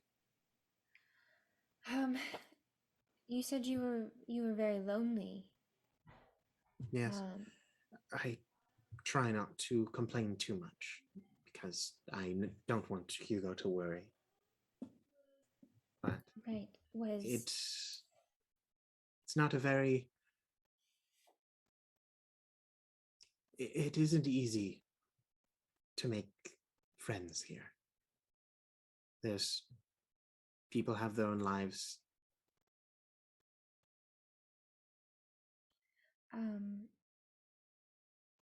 would mm, mm, mm, Hmm. mm, Niklas, what's popping? What are your thoughts? What's going on here? You know, that's a good question, DM. My thoughts. So I was thinking, right? I'm wondering if there are any small devil childs that do exist that I know of, or ones that grow very quickly. Small little monsters that grow very quickly. That take the form of babies. Can you roll a learning check for me? Cool. I would love nothing more. can I so from what I've learned, she's very religious focused. This stuff very much freaks her out. So it's probably not likely that she's made some kind of deal or something or things like You that. would agree. Yeah. Yeah, no. Very, very devout. One success. I mean, yes. Yes and no. This is sounding very traditional, like a changeling situation. Especially the way that Agnes is describing it. It sounds like some Vaesen or creature has stolen the child and replaced it with one of their own. Right.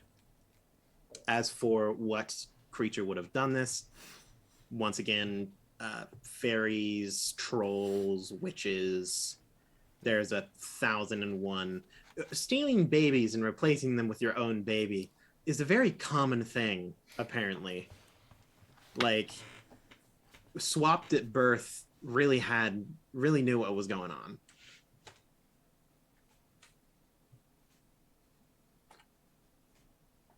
Agnes does kind of look at you, Della, and says, "Will you get him back for me?" I will do everything I can. Thank you. You hear kind of a knock on the door, and Dr. Norman says, is everything all right in there? Are you about done? I think so. All right, I'm going to come in now, Agnes. And he turns the handle, kind of walks through and says, I'm sure that you're, if you would, actually, please come with me. Right. He Bye, waves to Agnes. Agnes. Thank you. Agnes kind of gives a forlorn wave back. He leads you down the hallway back to his office. Henrick, you're muted. Yes. How's it So been am going? I- How's it been going to the? Oh, it's great. So he's waiting. They're waiting for his pudding. He notices they put. Oh something in yeah. it. One of the nurses thanks the kind of like lunch lady in the back, grabs a tray and heads over. There's a smooth rounded spoon, like you know the like baby spoons, Yeah, but it's great. adult sized. Yeah. And it says, "Well, hey, here you go." Henrik just kind of like puts his hands up and stands up, and he says, "Listen, I'm so sorry about this.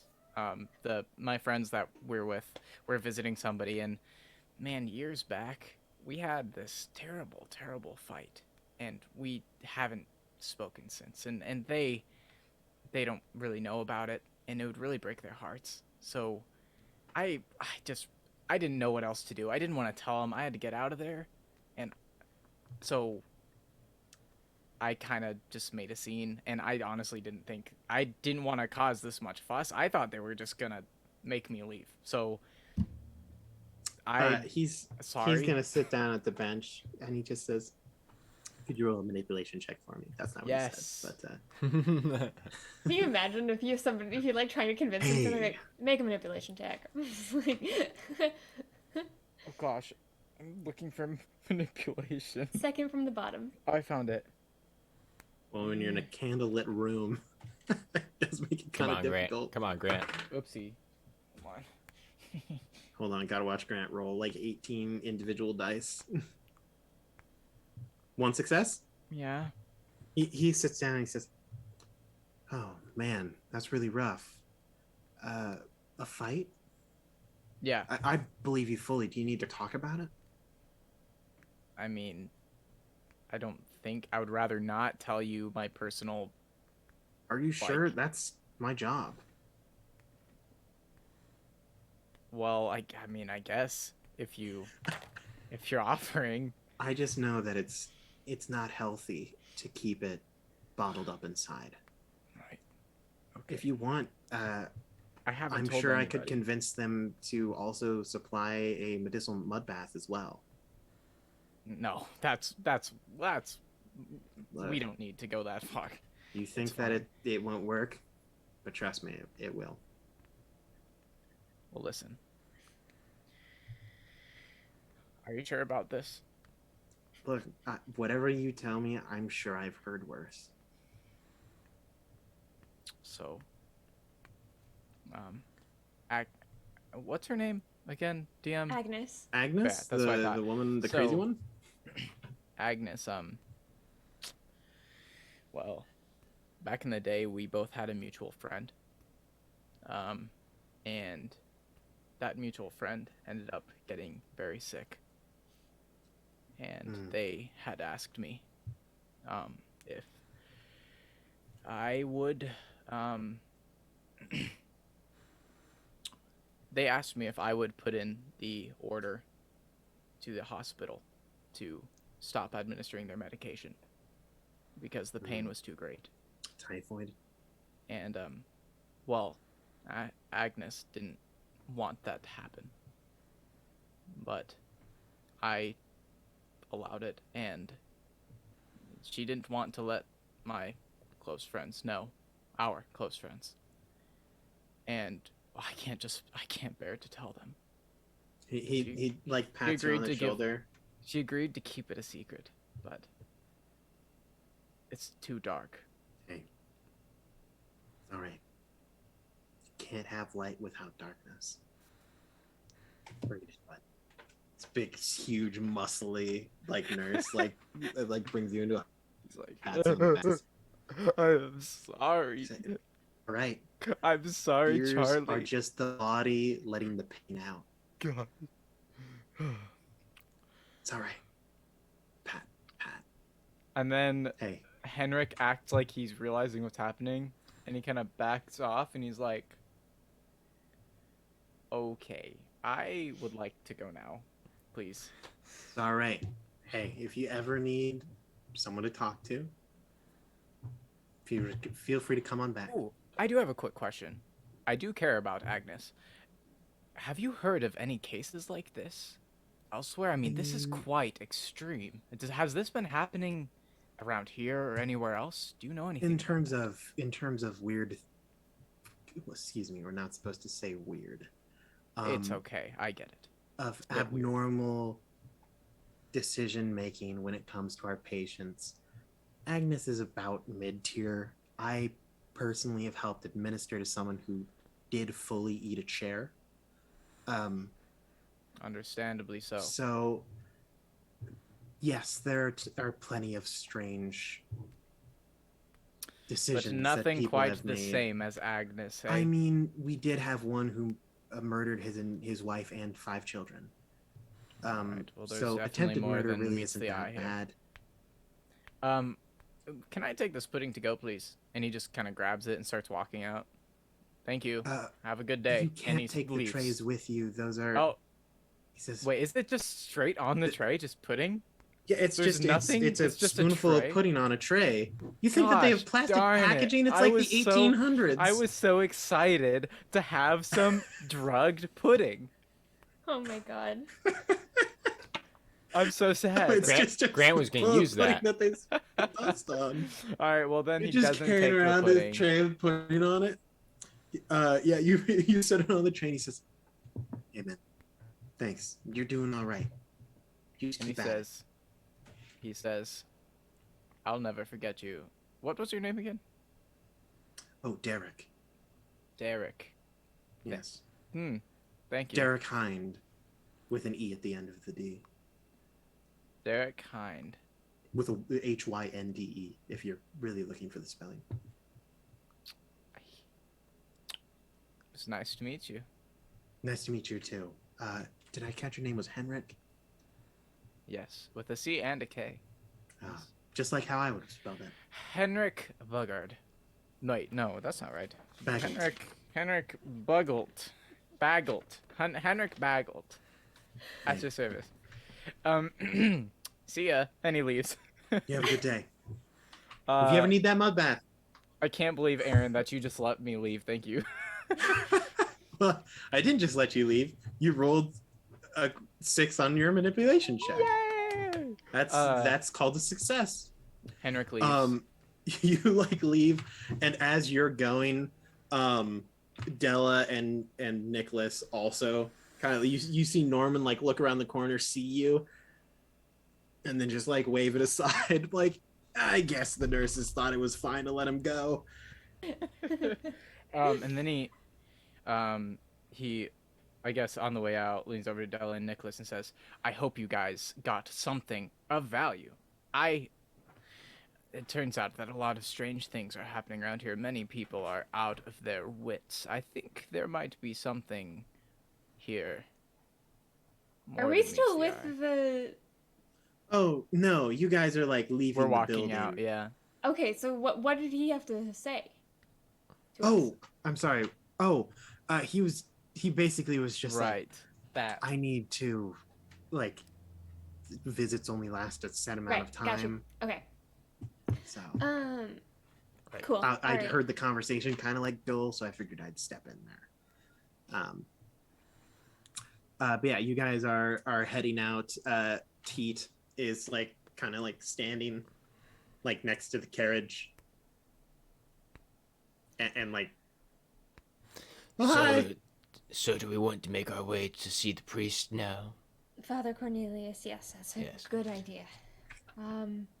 Henrik, Yes. Please don't do that again. don't do that ever again. You almost ruined our chances of getting to talk to the lady. Oh, Which, by hold the way, your we did get to horses do. Thanks down. to I Bella. got more inside information about the town. Well, we got That more. was What the is point it? all along. We're getting in the coach. Yeah, and we're this getting is in the on carriage. way. Yeah, this is on the way. On the way. It On the way. says, I'm sorry that I don't share the same style, but I didn't think I would make it far with Agnes anyways. I enjoy snooping more than I do talking. Thank you.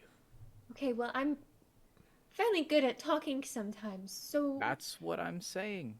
You Maybe- pick up Agnes, I Yeah. pick up the nurse. so maybe the- don't make me look yeah. like I just brought in two psychos with Hey, me. hey, I was very well Don't call behaved in Scruffy there. a psycho. You were, Nicholas, and thanks to your looks, that's why she believed us. That's right. I am useful. Well, we better get going. right. I love this character. The I carriage love is it too. rattling along. By the Um, way, I'm pretty sure it's a changeling. Really? Yes, the baby is a changeling. Pretty cut and dry in that way. Yep, carriage is rattling along. I'm pretty shocked you did. Yeah, all right. I could see that, sure. Agnes is probably not crazy, but Passing we're not. by But we're not quite sure uh, who did this. the we castle, better keep asking around. barely Anyway, a the castle- What do you stone's say, throw away from the Della? walls. Perhaps the priest knows something that we can find out. Why don't we go visit the priest right The now? Church of Saint Nicholas sits. Hey, that's me. St. Nicholas? No, it's spelled like a normal Oh, Nicholas. with oh. Made of stone and surrounded by a stone wall, inside of which there is a small garden with a little paved pathway.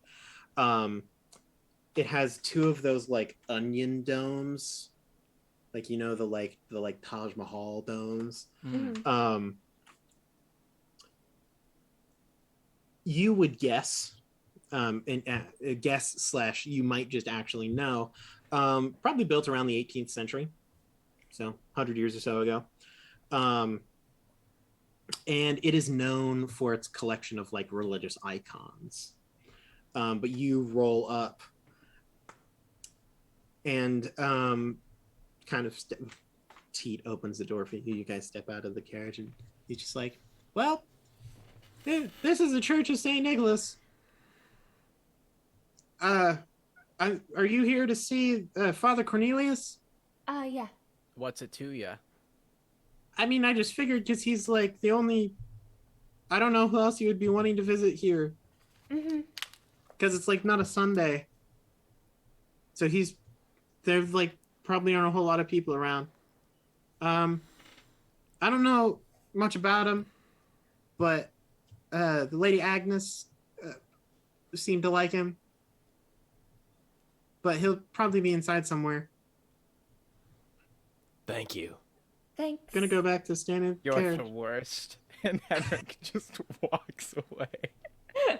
Very nice job. I appreciate you. It's not the I first time walk I've heard in. those words. Gosh, I hate that kid. You head in. I think he's great. He does his job very well. I'm so God. sorry. You walk in. The church, it doesn't have it's pretty big, but most of it is taken up by the chapel. Rows and rows of wooden pews. There is a pulpit up at the front, stained glass windows, very classic old church style.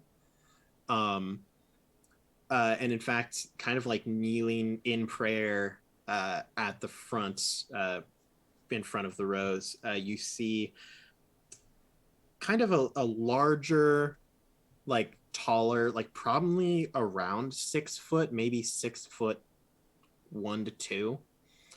Even like kneeling, he's like a big dude. Priest raiment, long dark hair, like a large, close, not quite close cut, but well trimmed, dark beard with a mustache. All around very dark, but black priest clothing and stuff like that. Praying. You would assume this to be Father Cornelius. He is a priest, so you would assume as much. He does hear the door kind of swing open, and you hear his like kind of muttered chanting stop. Hail. It came out of nowhere. Sorry. He kind of like bows his head once again as he stands, turns around, and turns and approaches you, and he says, Yes. Children, how may I help you? Hi. We were here to see Agnes. We just got to see her actually, and now she told us to come and talk to you. We're looking into the whole Edward situation, wanting to know what all happened. What was your look on it?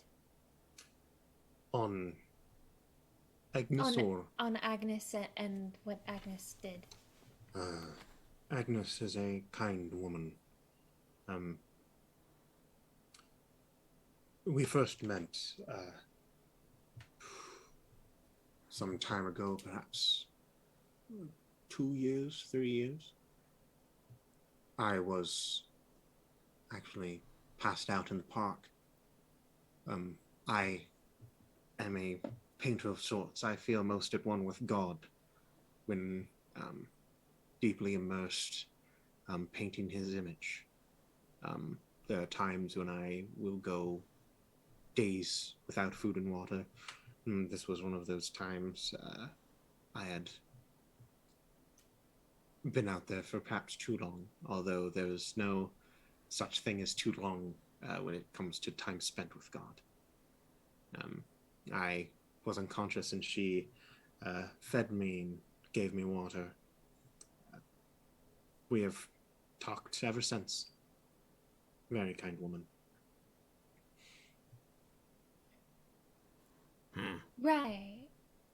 And the baby? Yes, Edward, I believe.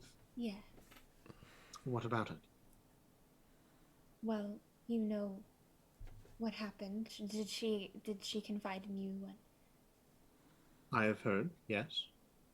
Ed, what are your thoughts On on the baby? a very strong young child. You What's must this guy understand. hiding? Yeah. Do you must- What's feel like this it's guy hiding? weird that how make an strong observation. the child is at the current age as it is?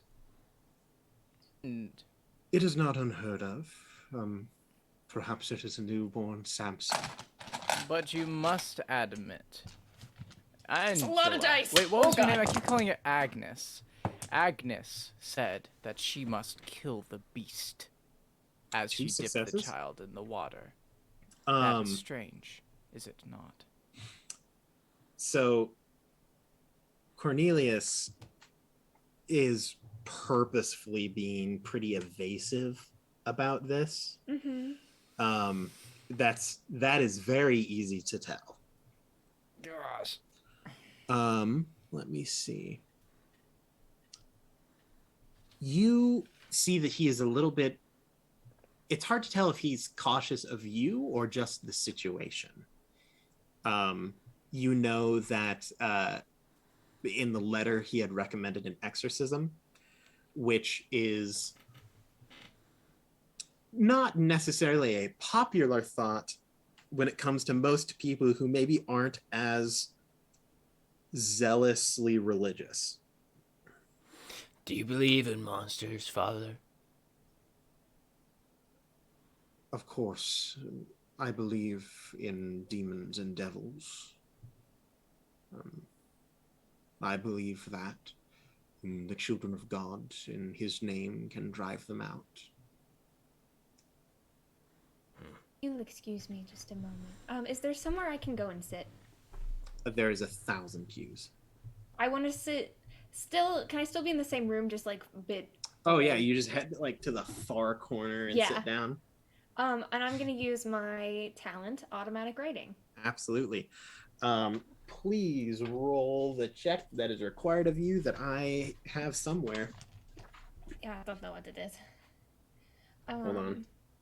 Do but- writer an inspiration. Inspiration. Bonk, bonk, bonk, bonk, bonk. 1. Okay. What are you specifically searching for an answer for? I am wanting to search for as far as like this as Father Cornelius. Like, what's in his head? What is he hiding? What is you so previously when you had performed this, the writings came out almost as like tabloid headlines and like popular fancy writing, and it's like shock and awe images and stuff like that. Oh, and by the way, for Henrick and Niklas, if you happen to go and look back in the corner, she is frantically writing, totally zoned out. Epic. Yep. In fact, if you like really look close, her eyes are like rolled up into the back of her head, like just writing. Oh my god. While that's happening. Yes. You the main thing that you get this time, it doesn't come out as like those like tabloid headlines. It's actually like written in like dripping ink. Like it almost looks like writing with like a quill rather than like a pen. A quill, not blood, a quill. I mean, if the quill is dipped in blood, who knows? Yeah. It kind of writes out almost like a diary page, like, but you can tell that it's from the perspective of Father Cornelius. And it isn't dated or anything, so you can't tell like when exactly it was written, but it basically just says, I believe the child may be bewitched or possessed. The only explanation, Hugo's interest in pagan legends and songs, and the excessive amount of times he has spent with the infidels of Kali village. The demon must be expelled for the child to be saved, and for Agnes to be herself.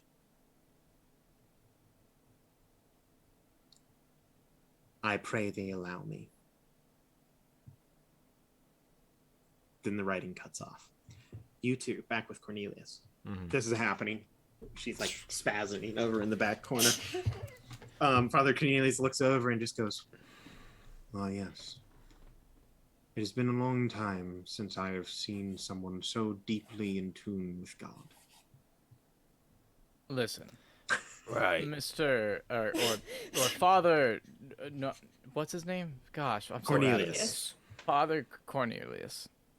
You and I both know that fear, it's a sign that something is wrong.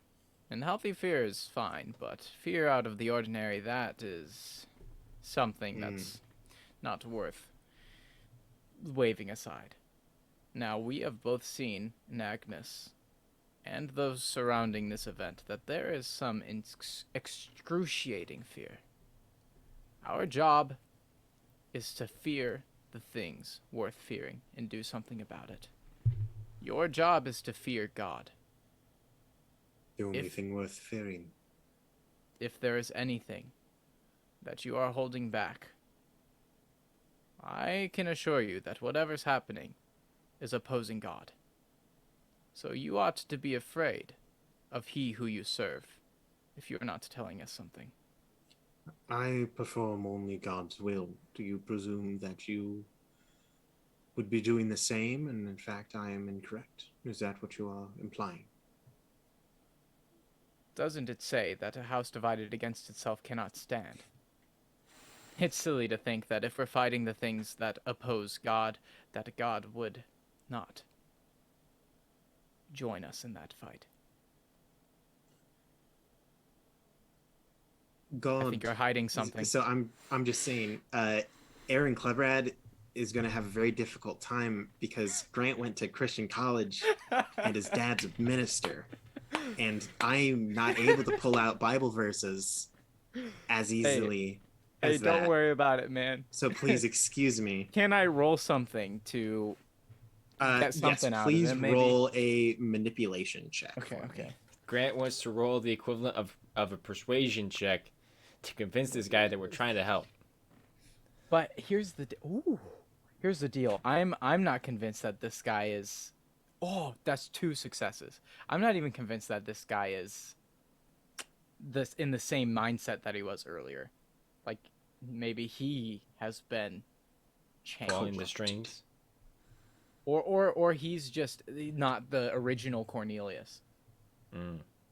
Okay, anyways, that's 2 successes to manipulate.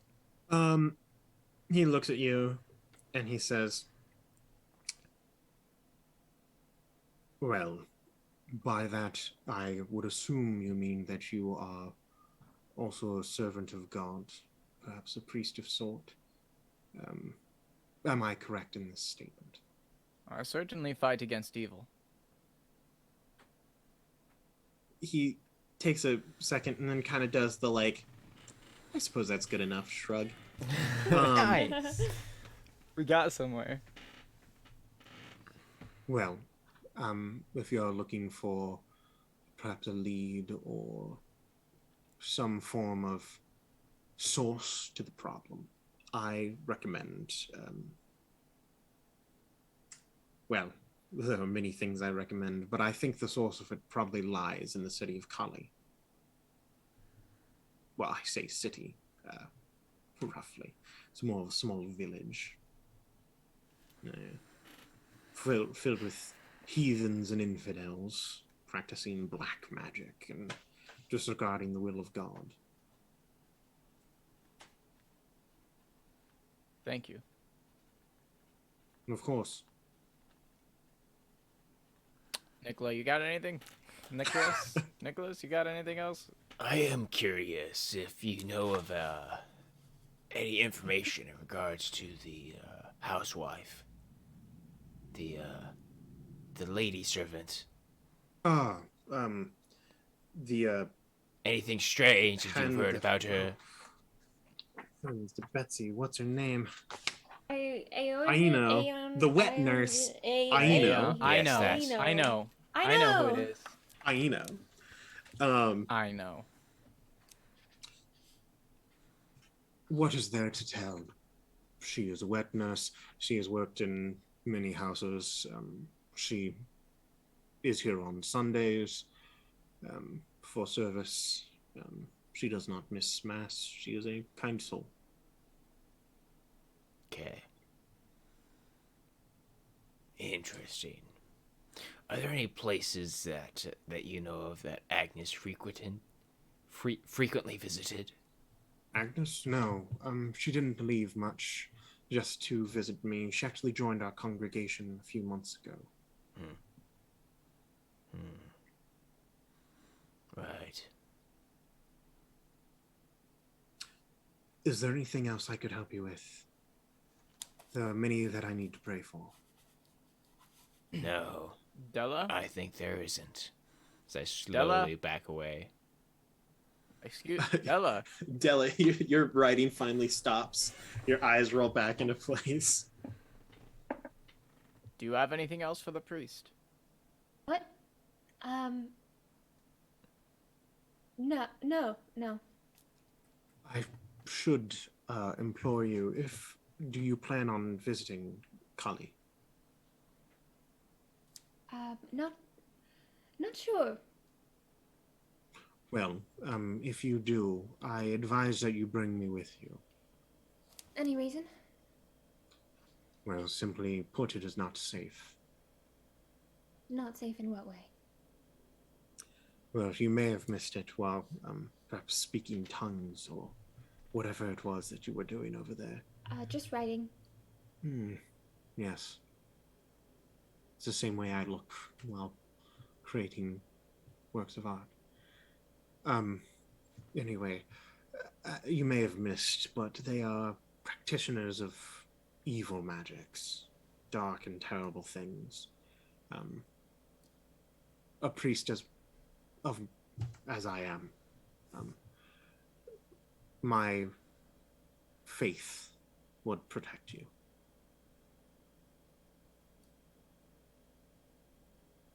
I mean, No, I don't see any reason it's turning down additional help. Well, thank you.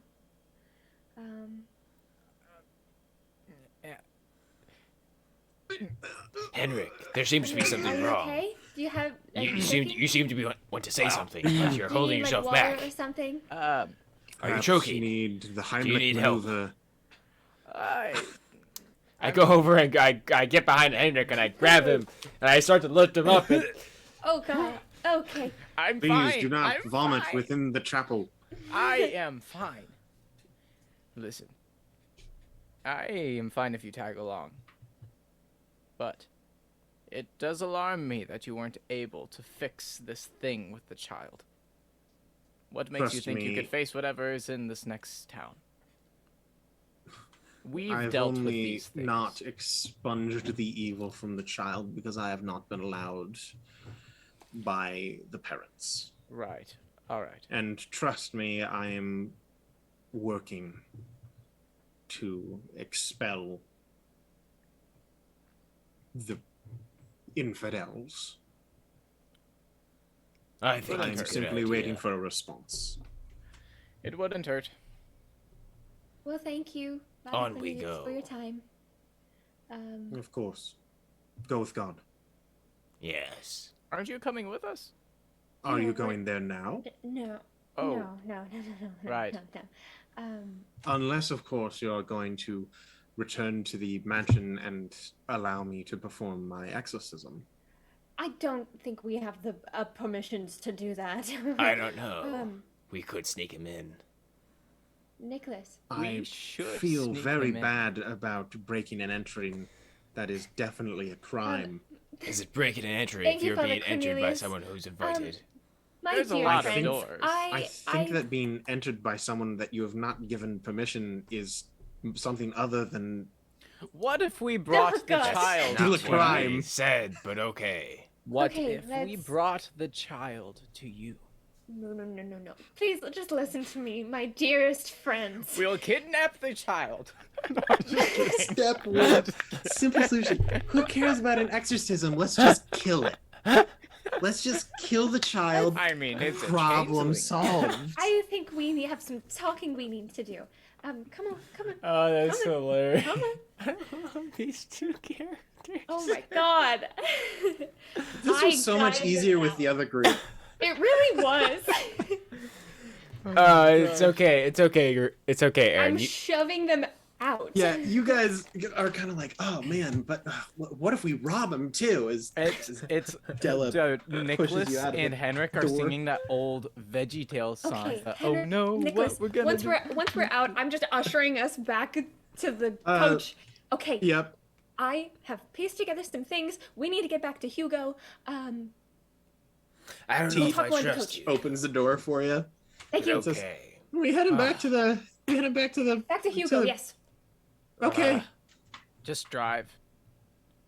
Yes. That's it. Let's roll. He That was pulls the the carriage up to the Hugo's residence. Okay. Here's what I'm thinking. Remember that song Hugo was playing when we first got in? Did anybody else get this really nice feeling and escape? Oh yes. For just a Yes. moment, Brought listening me to Yes, that. it was very to weird. simpler times. Right, and it's been mentioned that Hugo travels a lot for work. One of the places he's visited is Collie Village. This Oh, place my. of evil magics. so Hugo we're told. travels there. I think Hugo is concerned because I think Hugo took an interest in some of the things that happened in Collie Village. What do you mean by interest? The song, for example. No. Possibly could have learned that from there. So yeah, I think we need to learn what Hugo was up to in the Collie Village. It seems that things weren't as they seemed with Hugo. As you roll up to the He's still entrance, going on. I believe it is time for us to take a quick break. Hugo! Ooh. Man, Um, having a You blast. come to kill So your child. we will be back in like some amount of time, like 5, 10, 15 minutes, who knows, however long it takes me to drive to Grant and strangle him. But we will be back. Thank you for anyone who is here. Mystery is afoot. Onward. Ah.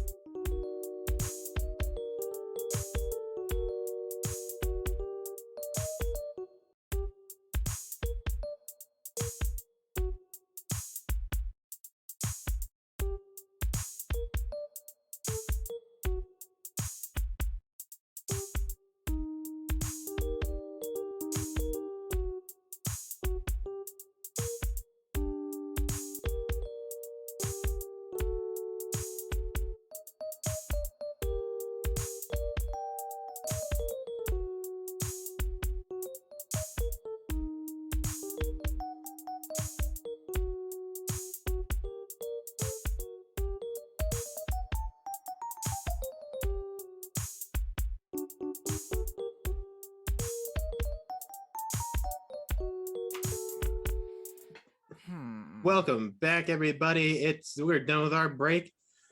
It's time to play some more Vaesen. Yeah. Vaesen. That's a thing that we are Vaesen. doing today. If you weren't here for the first half, our wonderful characters, Della, Henrick, and Niklas, played by Lydia, Grant, and Drew in that order, traveled to a little island to investigate Della's cousin. Her cousin's wife had a child that she tried to kill, but failed, claiming that it was like a devil child or something was wrong with it. The father was concerned because the local priest was attempting to convince them to like get an exorcism done on the child, which is not safe. They traveled there. They met the father. They met the child. They met the wet nurse. They met the wife. They met the priest, and they met Teat the valet. Probably the most important character. And Dr. Norman. They also met a hot nurse named Derek. Oh yeah, Very nice guy. really nice guy. Yeah. And Della just expressed her kind of theory as to what exactly was going on. Thankfully, Henrick is not drugged, so he is able to hear it. And they are approaching the door of the manor, the Kaiserling residence. Sure enough, you are able to knock and go in just as usual. This time you actually find Hugo is in his study at the moment. A pair of like reading glasses are on, scribbling away at some notebook, looking at notes and research papers. But as you enter, he hears you and turns to face you. Hi, Hugo. Hello, Della, and the rest of you. How did it go? Did you discover anything? Sort of.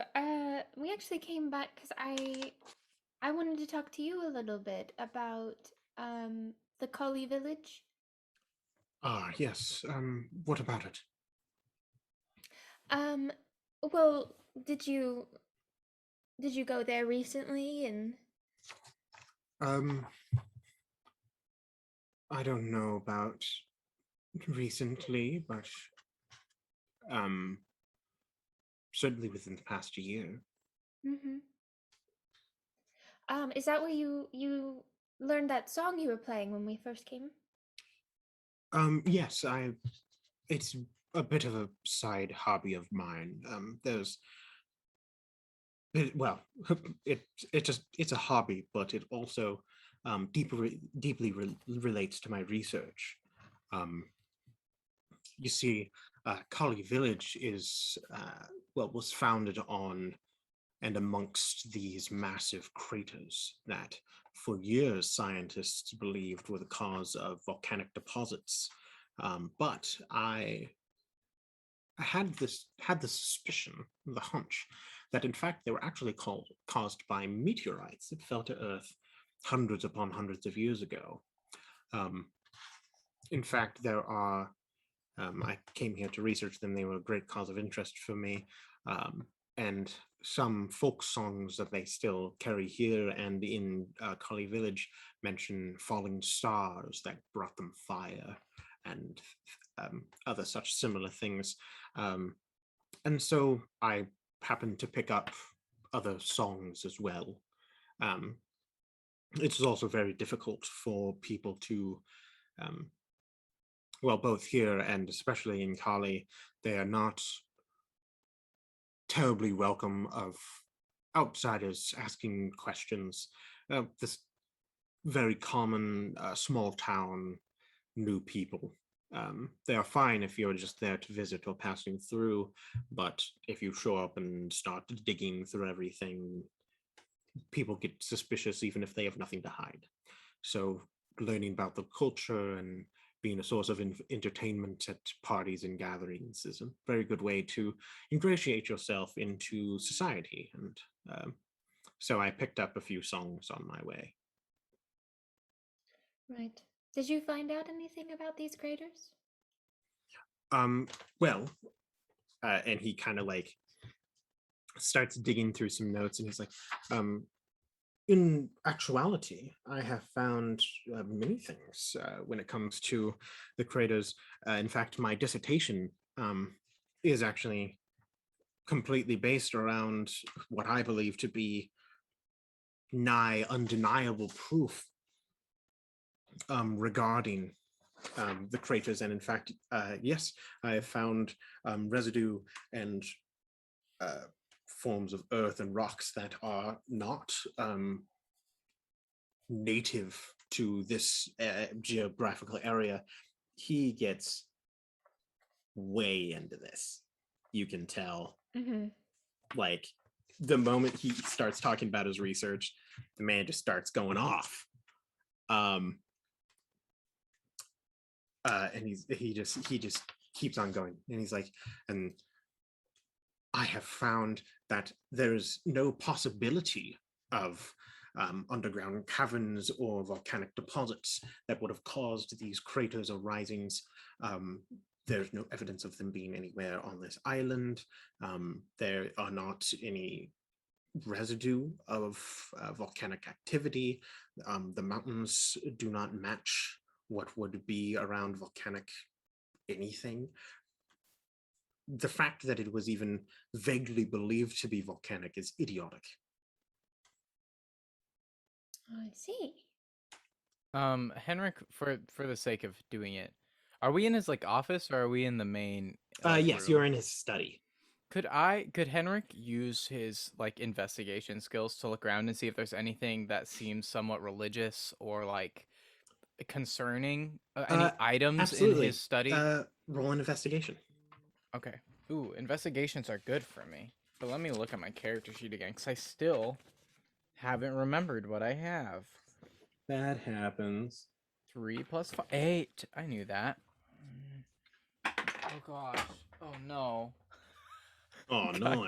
You guys might have to stall for a sec while I get my So- D6, my 1d6 out of the abyss. What was that song you were Oh, playing? well, I actually named my dissertation after it. It's a song of Shadow and Fire. I named my dissertation Songs of Shadow and Fire as well after the song. I believe that it is one of the most crucial pieces of evidence. Well, as much could be called evidence as possible. It's an old local song. It is the one that speaks of stars falling from the sky and granting the people that lived here access to fire and rebirth. In fact, it talks more about that. It talks about old gods creating the earth and the heaven and the stars. Of course, that is wild gesticulation, but I tend to believe that there is a kernel of truth in almost every story. In this one, I believe it to be the stars falling from the sky. Of course, not actual stars, but meteorites. I rolled a 2. So no 6s? Or 2 6s? 2 6s. Gotcha. I'm like, if you say you roll a 2, then that is not a success. You see kind of a collection of not exactly religious items. If anything, it would be more like paganistic. It's like a researcher's study. You see there are like different like masks and like maybe like broken artifacts that hang on walls and sit on shelves. You do see that weird like triangular string instrument that is sitting kind of on the desk that he is working, kind of propped up. It has a little like not exactly a case, but like a standing shelf. Nothing of particular religious or paganistic effect. Like there wouldn't Okay. be any like magical anything like that. Not like strange dolls Yeah. that just look creepy or anything I like mean, that. there might be one or two of them, but you can assume that they're just like things that he's picked up All in his right. travels. Okay, nothing concerning. Gotcha. Yeah, nothing that would be like, oh my god, why does he have this? Right. He's a Right, researcher. gotcha. It's like when you go to like a psychologist's office and they have like random like trinkets and knickknacks sitting on shelves, or like a doctor's office where it's like, oh, they have the little bird that like drinks Melancena's water. hut. Yeah, the goblet that spews shadow demons. No big deal. Everyone has them. Della. Do we know? I know of a few, but do we know of any of these things that deal with song, kind of things? The monster, any Vaesen that deal Vaesen. with song. Sorry.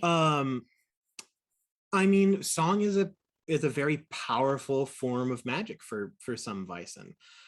Could you roll? I'll let you roll an inspiration for this. Whoa. Bam, bam, bam, bam, bam, bam, bam. That's only 1-6. Okay. I mean, the most famed Vaesen that has the most stories around it that regard like song is probably the Neck. That's what I was thinking. The Neck Ooh. is a river-based Vaesen that like lures people with the power of song and drowns them in rivers. The song has also been used. There's like fairy song, troll song. Music is a very easy way for enchantment to occur. How it exactly taps into magic, you are unsure. But yes, there are plenty of Vaesen that do use music actively. Would you mind playing that song for us? The Song of Shadow and Fire. Mm-hmm. I could. Why? I just want to hear it. It was very nice when we first heard it the first time. I suppose so. He reaches over and grabs a little like triangle stringed instrument, and begins to pluck away, making his way through the song. It is once again absolutely beautiful, clear, fresh, almost like an ocean breeze. These tones are plucked from the instrument. At this point in time, you can hear the actual lyrics because he is not like singing to himself. The lyrics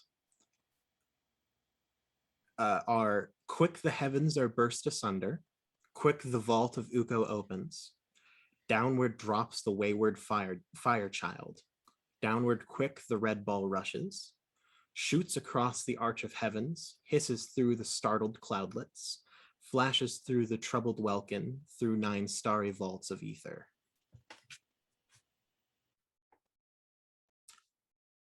What exactly that means?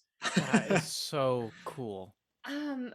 Did we get the same kind of Oh, effect yeah. from It isn't like a magical effect, but it's that same thing when like a musician who is not only talented and skilled in art, but also incredibly passionate about the song that they are producing. It's that same kind of feeling where it's like Okay, it can gotcha. almost like transport you to a location or an emotion. But he finishes the song, the final like chord rings out, and he says, yes, it took quite a bit of, well, research and translation.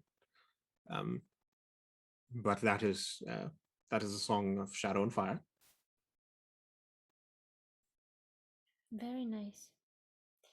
I'm a little disappointed that it didn't have a magical effect on us, but that's okay. That's just Lydia. um, It is approaching evening. and when was the last time you went to Kali Village? Oh, perhaps.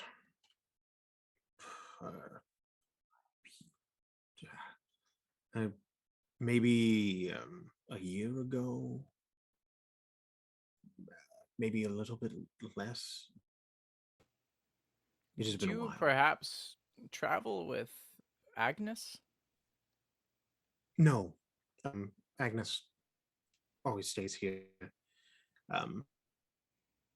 My travel takes me all over the world, although a lot of it is just on this island. Could you excuse me just one moment? Henrick steps aside and waves Della and Niklas over, and he says, this Hugo, he went to what is it called again? Kali Collie Village? Isle. Kali. Wow. Yeah, He village. went to yeah. Kali Village. 1 year ago, he said. Mm-hmm. The child is 3 months old. Mm-hmm. You do the math. Mm-hmm. Yeah. He was gone, potentially, when the baby was conceived. Mm-hmm. Perhaps this isn't his child. Mm-hmm. Perhaps it's the child of something worse. Or at least there certainly seems to be something strange afoot in that timing. You are correct. Mm-hmm. Right. Yes. Quite. Indubitably. Elementary, sir. Nicholas? If it was a year exactly, that would make sense. But he said it might have been a bit longer. Well, perhaps even if it was him who is the father, perhaps something Also, of you would interest know happened. that Kali Village is maybe like a 2 or 3 hour ride away. So like I mean, it's it's- feasible that he just like went down there for like a day and then like came back. Oh, that's right. We're in like Europe, where Yeah, everything's well, right next yeah, to each it's this other. is like an island. It's just Well, like an island. It is Yeah. feasible that perhaps he just left and came back. No, of course. No. No. Upon examining this map, Here's what challenges me. What would we hope? Where would we even start if we were to travel to this village? Perhaps I don't just know, talking because with some of the locals. We have to be careful because remember, diving in two things, they become suspicious. I mean, I'm already suspicious. Well, right, but we don't want You're them to be always suspicious of us. I'll go alone. No. Nicholas, what? Also, just so we're on the same page, you guys don't actually think that perhaps it was a meteorite. Maybe it was something far more dangerous. Something that perhaps the people coaxed on.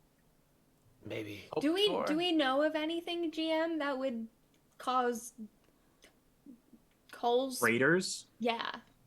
Aside from Ooh, I mean, From actual, can you make aside from actual a? health on? Can you make a learning check for Well, me? so this is pretty close to this area. I think I think it's not a coincidence that perhaps even that he could have gone to this village. Maybe some residual magical thing followed him. And, It is took interest in his newborn. off the top of your head. There's probably a Vaesen that could make craters like this. Is it certain? Without seeing the craters, it's hard to tell. Like, for all you know, they're like, oh, they're craters that are like palm sized, or it's like, oh, they're craters that are like a whole volcano. Mhm. It's hard to tell. You like, could be a ranger size, hard to know. Henrick? So you said earlier when we started that like about the advantages thing, and my advantage thing had to do with knowing about the place, the history, Mhm. the lore. So would I be able to use that advantage now to see if Henrik knows anything about the history of like what these people actually think this meteor was, or like if they were trying to make it happen, or what they thought it was? Like, Absolutely. Yeah. If you ask him, please roll a manipulation check. Oh, Goody, goody, goody. And you may add an additional 2 dice to that if you use your Okay. advantage. I will use my advantage. Alright.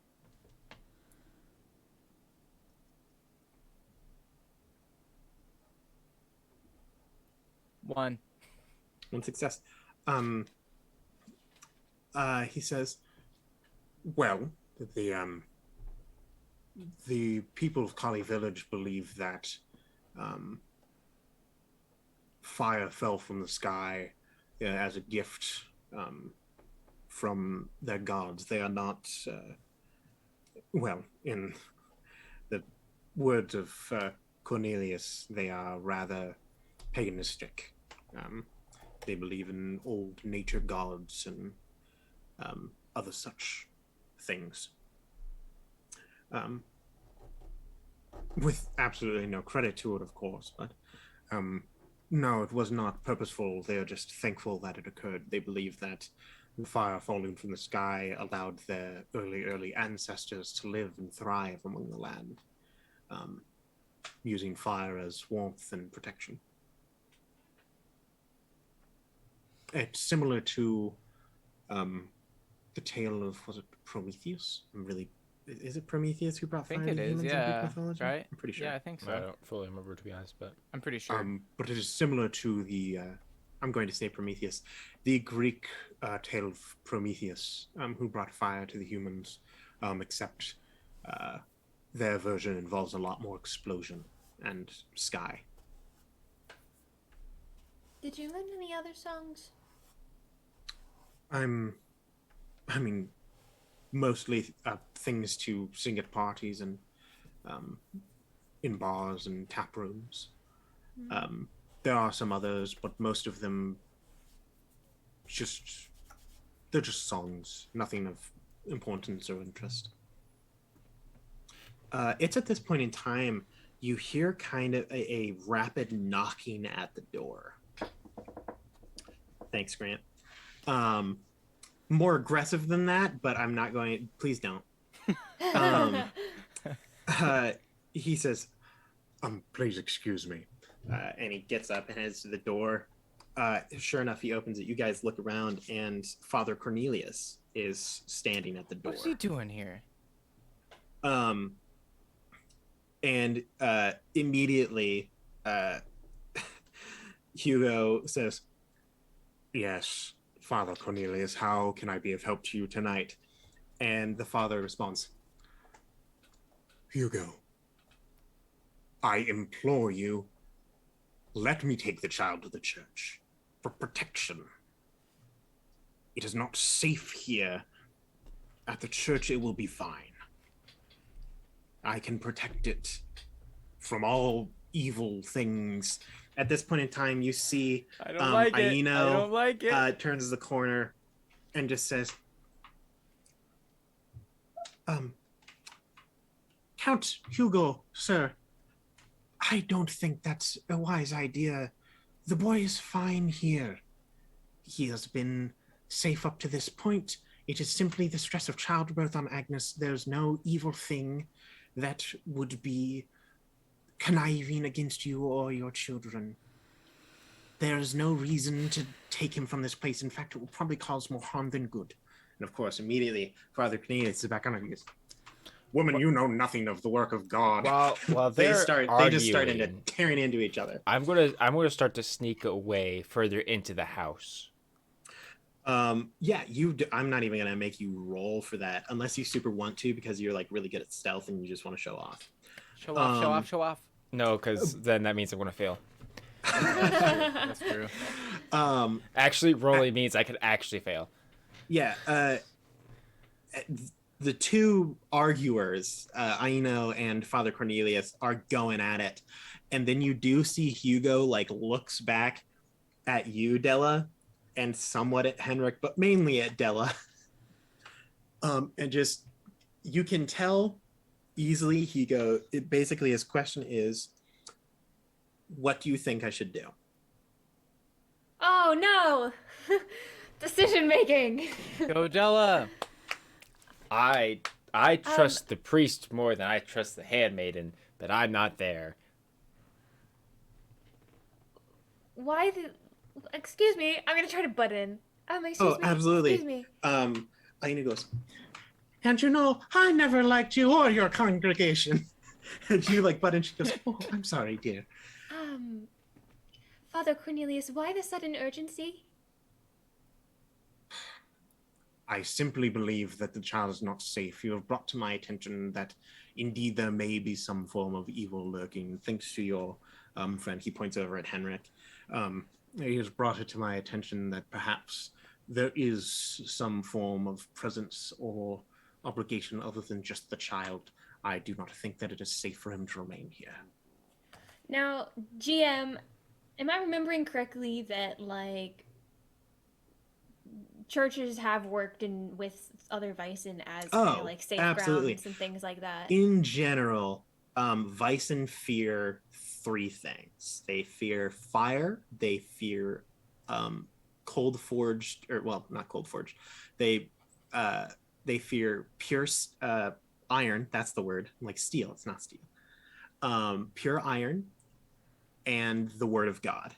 Those are like the main things of Vaesen fear. There are some exceptions and changes, like a lot of them are also afraid of silver, some of them hate the sun, but fire, iron, and the word of God is normally the way to go. Would it be possible for the whole household to maybe stay with Edward while he's there? Aina says, all due respect, I do not think it right to force either the baby, me, or the Count to leave our home. I agree. But, There's no danger here.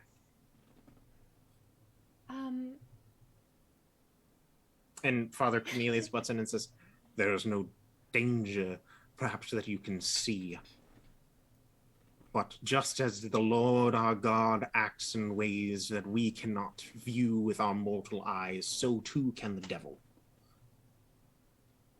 What if you allow us to just simply maybe observe the child overnight? Then I fear for your health and safety, and the child, I would be happy to let you observe the child in the church. Oh.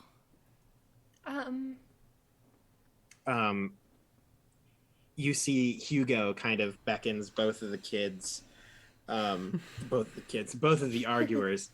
I was thinking about the kid. And says, please give me just a moment to confer with my cousin. I will come back with my response. In the meantime, don't yell. Please. Aina says, yes, Count.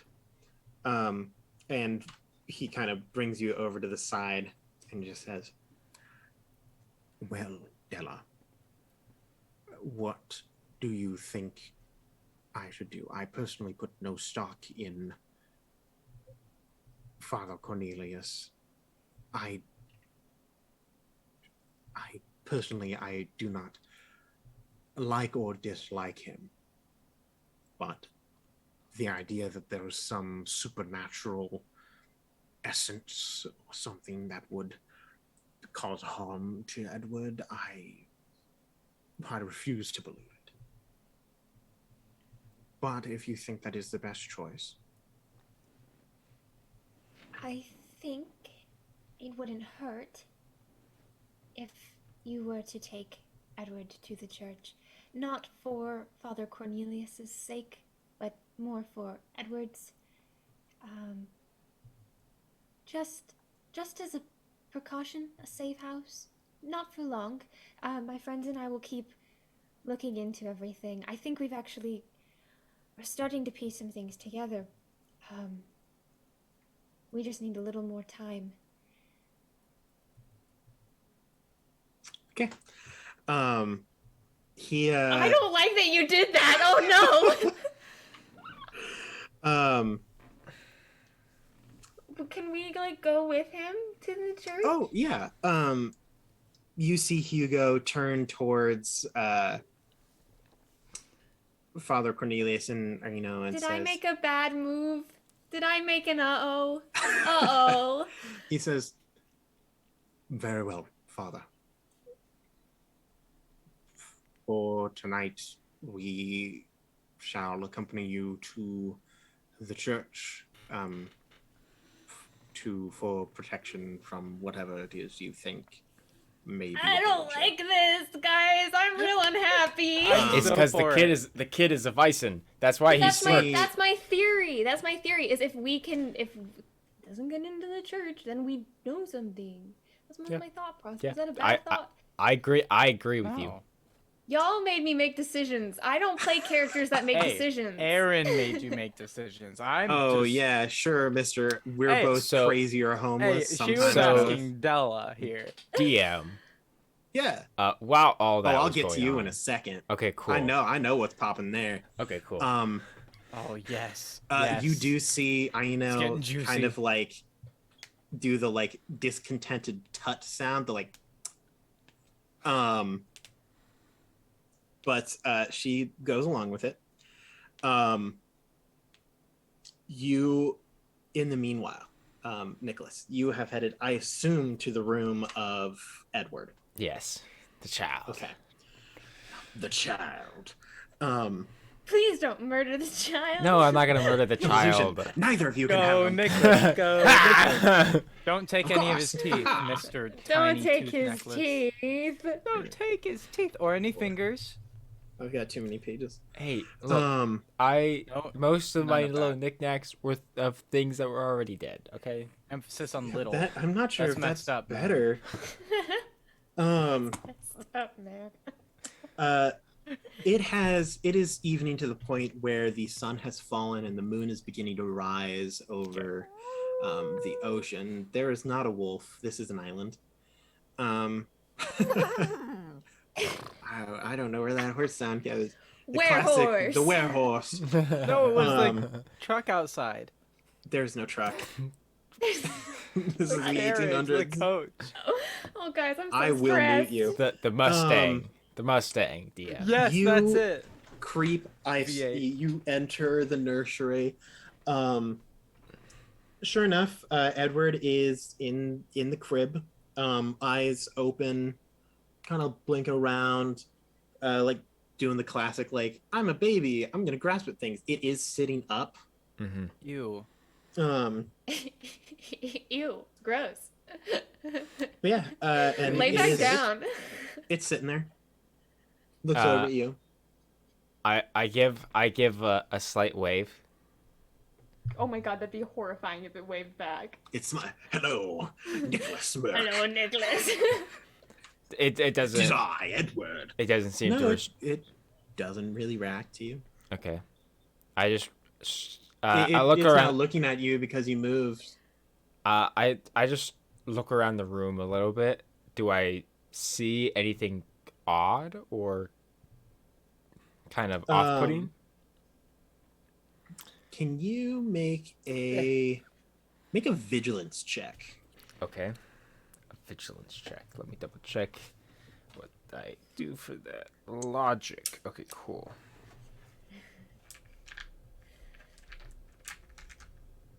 A dear.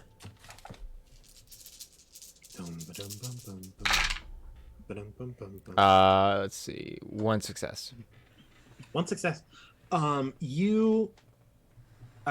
is pretty dark because the wet nurse left. She didn't have time to like light the candles, and it's also probably not incredibly advisable to leave burning candles around a baby. Mm-hmm. So it is dark, but as you are looking, the moon has begun to rise over the edge and shines through the window, so kind of leaving these like kind of twisted silver shadows from the vines in the garden and the different like the little like mobile that's hanging above the crib. It scatters them around in this silver moonlight. Just for a moment, one of those rays of silver light crosses over Edward, and for just the briefest of moments, something seems a little bit off. You notice, rather than that like cherub-esque, like blonde baby cute face, it has like dark eyebrows with these like marked facial features, and you also see there are two budding horns protruding from their hairline.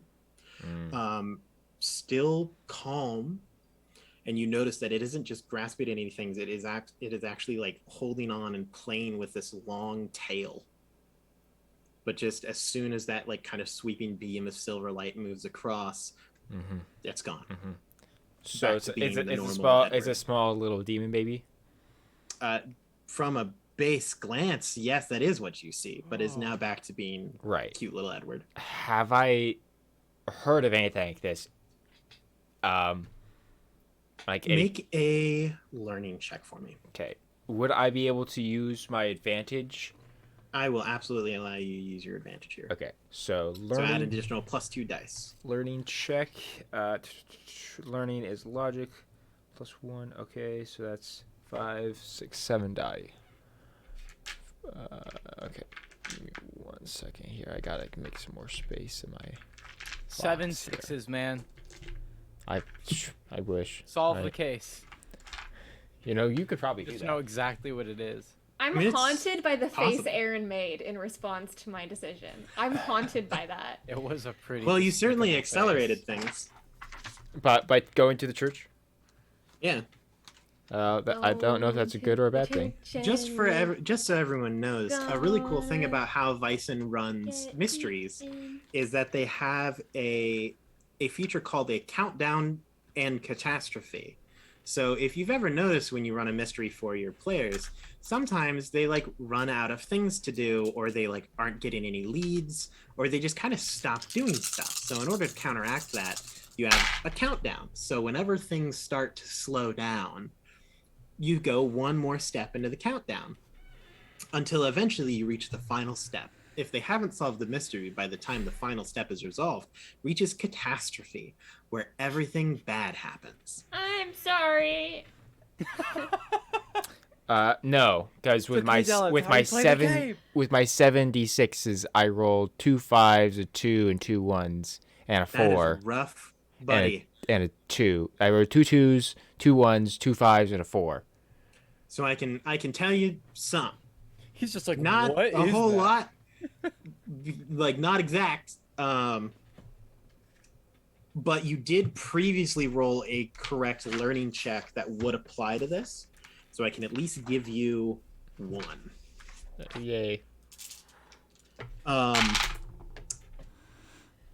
You 6. think back to some of the things that some like old like folk tales and stuff, specifically regarding changelings, which you have already heard mentioned. This seems it doesn't seem as demonic as it does seem like nature based. Like demonic would be more of a forked tail, more of a ram's horns. Some of the features a little bit off. This sounds closest to like a troll. Trolls have been known, at least in old tales. There's a lot of information about trolls. Trolls often live in communities very similar to humans. They brew beer, keep livestock, get married, have their own traditions. They hate Christianity. But it has been known, there have been cases where trolls like exchange favors and tools with humans. Like they aren't like out to get humans, they just don't like Christianity. Okay. And there have been times where trolls have snatched a baby from a cradle and left a changeling in its stead. You can't quite remember anything super specific, like, oh yes, this is a thing that you must do. Whenever you meet a troll, you must spit into the air and spin 3 times in a row and then throw salt on the ground. Nothing crazy like that. And you also don't know how to get back babies from trolls. Right. That is a piece of information that eludes you. Would I have gotten Um, it if I did roll a success? 2 successes would have gotten you specifics on trolls, and then 3 successes would have gotten how to get back a baby from trolls. I can't believe with 7 die, I couldn't I even get can. 1. That's like my daily life. So See, Aaron, remember how Grant told me to roll earlier just to show off, right? And I said no because Yeah. I'd fail. Yeah, This is that's what I where was it talking is. about. Yeah. Guys, I'm so scared. But anyway, yeah, that's what you see. Do you go anywhere else? You do hear some footsteps approaching the nursery. Is there a window? Yes. Is it Tell me you're going to escape out the window. Is it Yes, unlocked? it is Jump out absolutely. the It is window. absolutely Yes, unlatched. I will open Come the on, window. escape out the window and take the Why? baby with you. Why? They just sprint off in the night with this child. Honestly, part of me is tempted. Not gonna lie. Yeah, no, there's like a latch that it's like just a little, like, the like really useless latches that you see people like stick a card between the window and like lift it up to like flip the latch. That's how bad of a latch it is. Okay. Man. So you just run over and you're like open the windows, the curtains billow dramatically in the moonlight, Okay. Cool. and Cool. you just escape. I'm just gonna jump out. Yeah. Yeah. In fact, You- is there actually like some sort of balcony or anything? It is like, Or like it's not quite on like it's on like the first and a half floor, so it is like above the ground level, but it's like, it's basically you're in the like attic room. Okay. And there is like a trellis of vines that you're easily able to Romeo, like climb just, up or down. Reverse. Because So you like hop out the ledge and close the window, and you can just hang onto those vines if you want. Yeah, I was gonna say I just kind of because I want to hang on. I want to see, like, kind of keep an eye as to who comes in and like what they do. Like, with, Awesome. Yeah. with So the baby. so That's it's good. just your eyes are above the ledge. Yeah, just like just sure enough, Hugo opens the door. You can see Della is behind him. Henrick, you're just in the hallway, but he walks over and very gently picks up Edward. Edward just like, he does the like baby thing where he like grabs the thumb. Oh, is like- good baby impression. I know you, Grant. I have a reference every day. That's rough, buddy. But he takes the child. He says, Well, I guess that we should probably head to the church. I have a sudden bad feeling about this. Maybe we shouldn't. I don't know what you mean. This seems like a great thing. This seems like a super, super good thing. see. Part of me if Drew was a metagamer, he totally would have ran out for that baby. Purely, I really I hope mean, that you would kidnap if a it's baby. a troll, is it technically kidnapping, or is it? But not? well, see, is the Niklas kid gonna isn't a say troll. anything? The kid was just swapped by a troll. Is Niklas gonna say anything, or is he just gonna like hang Well, outside I'm the gonna, window? after I see them like walk away, right? I'm gonna real quick scurry down. Mm-hmm. I'm gonna run around. You're like standing at the entrance to the door, like, yeah. I'm gonna run around the house. I've been here the whole time. Yeah, and meet them outside. Yeah, you casually stand, and like they leave. Father Cornelius is like at the door, so you like come around the corner of the building. And he's like, "Why, hello. Hello, Father. How are you? Weren't you in the?" No, I wasn't. I was going out for a stroll. Nice weather we're having tonight. Gosh, I'm so upset. Okay. it's so casual. And, Like, how Uh, are you? But all brooding. so eventually they all join you outside. As you're leaving, Della, Aino kind of grabs your arm briefly. And like as you're walking out, she like kind of pulls you to the side. And she does say,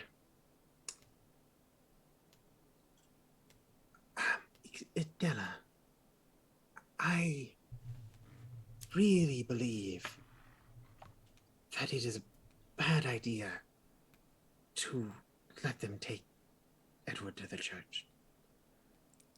Do I see this deal? Why? No. They are still in the building. You are Oh, outside. okay. Okay.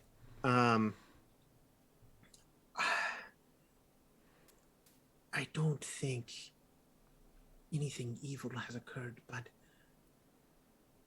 I do think that something supernatural is to blame. And to bring a child that could be harmed by the church, I don't think it is right. I like this person less and less. Okay. I tried, I tried to get Agnes. When the christening was delayed, I tried to get her to sew protective runes into the pillowcase, but she didn't let me resort to superstition. But here we are. What do you know about? What do you know about this? I don't know anything. Did we know the christening was delayed, DM? Yes, that Yeah, has okay, been mentioned okay. like 7 times. Okay, gotcha. Just double checking. I just figured I'd throw that out there. This page, I keep losing my pages. It goes from 80 to 81, and then suddenly we're at 83. By the way, there's 82. guys, I just want to say I was so going to have a monologue with that baby if there weren't footsteps that were starting to approach. Reveal yourself. It's just, now look here, baby. I I know know you're you're a baby. monster. No, look cannot here, hide from the all-seeing infant. eyes of Batman. You think you're big and You tough? cannot hide from justice, for it seeks you out, wishing to conquer and If destroy you all. desire to rule over this land, you shall stand opposed. It's just a baby. I'm sorry. That's just great. That's really good. But I didn't get to have it. Yeah, that moment didn't happen. No, it did. In our hearts. Hey, In our hearts, yeah. She once again responds to Della and says, I don't know anything for sure, but I have lived in Oso for a very long time. He spent a long time in Kali. My family has long believed that Kali is a troll village. If anything, he probably made a deal or something. I don't know. Oh. My suspicions are coming true. Okay, that's very different. First of all, I'm very sorry. The last thing I dealt with was a revenant, so kind of evil's on the mind. I'm sorry, what? Don't worry about it. Okay, Hugo. Henrik walks up. Henrik walks up real quick and says, "Della." No, What? that's Edward's voice. Della. What? Yeah, What Della. is it? What is it? I just was thinking, so if you know how Vaesen don't like some things, Yes. and they don't like That's what things I was that are thinking, like, but I like had the word of evil on the God, brain. I had evil on the brain. Okay, And Hugo. and no, wait. What? Listen. If in fact Vaesen is, do they call him Vaesen in this Yes. setting? Okay, cool. If Vaesen are involved, then it's probably a good idea to bring it to the church. Like, I don't have faith in what Cornelius can See, do very much, but they Henrik, don't like the I just church. grab his shoulders. That's what I was first thinking. But Makes sense. not all Vaesen are evil. And the last thing we want is to hurt this child, especially if it's a not evil child. DM, if I'm standing by the doorway, right? Hugo! Has Hugo come outside yet? Yes, Hugo has literally just crossed the threshold. Here's Hugo and he just goes, yes. He like turns.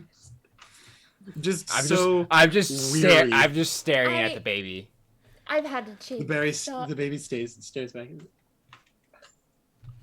I've had a change of thought. Maybe the church isn't the best place to put it. I attempt to try to pick up Edward. What? Why? He does the thing where he's like, "What? No, don't! This is my child." Like, what kind of Let's go lucid- back inside. We can talk And Father more, you and Cornelius I. goes, Father Cornelius, go back to church. Well, what are I we to do? Just highly pretend like implore you to change your mind back to what you had Well, already I changed your implore mind to. you to screw Della, off. are we? I Oh, thought that we were like friends. there's nothing wrong here.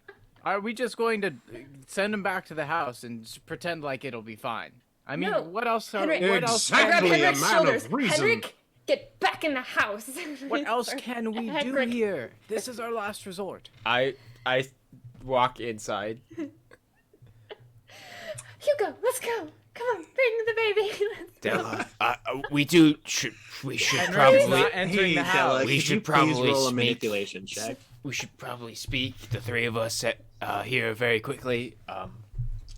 Just so you know, there's some very If important you want information. to, we could take a coffee break. Like There- Nicholas is like, hey. There's some very important Um, information that I have to share. Gosh, it hurts. You see Hugo is the most like, it's a combination of frustrated but incredibly relieved, where he's like, I don't believe in a single gosh darn thing that Father Cornelius has ever said, so I'm really glad that I don't have to go there. But like, God almighty, make up your mind. I tried. I tried so hard. And to he be like, make a decision and stick with it. I really tried, Aaron.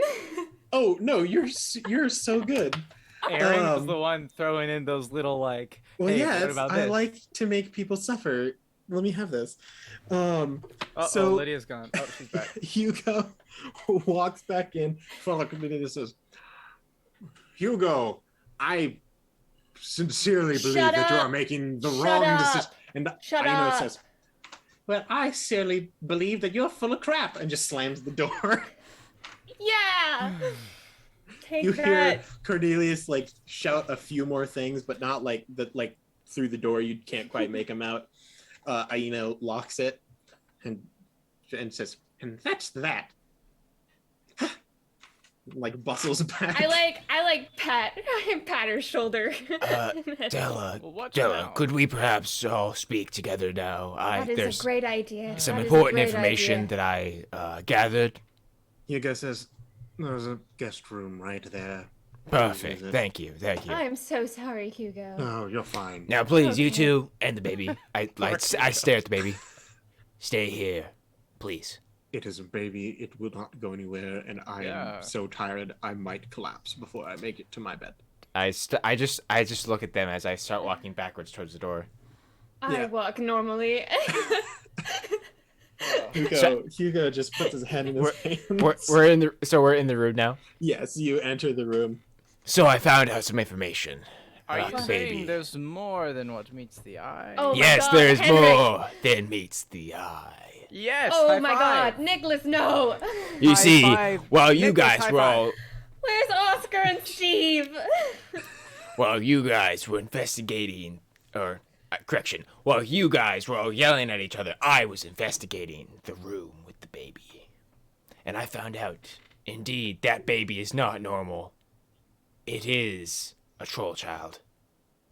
Yes, Aino was talking about he thinks that the Koli village is actually like a troll village. Yes, Oh, it all makes trolls are known for causing changelings, and I think perhaps this is the cause. However, I do not remember fully both how to defeat a troll or how to defeat a changeling. Defeat You're a so troll. intense. I well, require could your I- assistance could as I try members to of remember, society or to guess? remember. Well, you're Della. What's your archetype again? Writer. Writer. Let me Theoretically try to speaking, remember. I would be the person who knows this, but I Right, failed but all you my failed. rolls. Can I try to roll a no trolls check? Yeah, roll a roll learning. Can I assist, DM? Nope. Okay. You had your chance. Can I assist? know. Nope.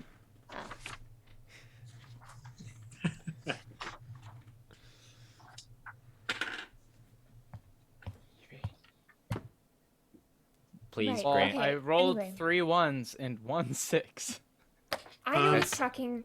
Better You than know me. some about old folk tales about trolls and changelings. They often live in communities where they brew beer, keep livestock, get All married, right, and have that's their own enough. traditions. Listen. I know he's there's talking- hardly any way to get a child back. I know he's talking that Hugo may have made a deal while he was there. But why would he have What? made a deal? What I reason don't would know. he have? I don't know. Maybe that's a great thing we can talk to him about instead of How us did you three. learn that? Just, I know told me. I open the door of the guest bedroom. You see, three. Hugo is now in like his like night clothes. He has the Oh long like my stocking cap. God. And he's like delighting the candles, and he like turns and looks at you and says, "What do you want now?"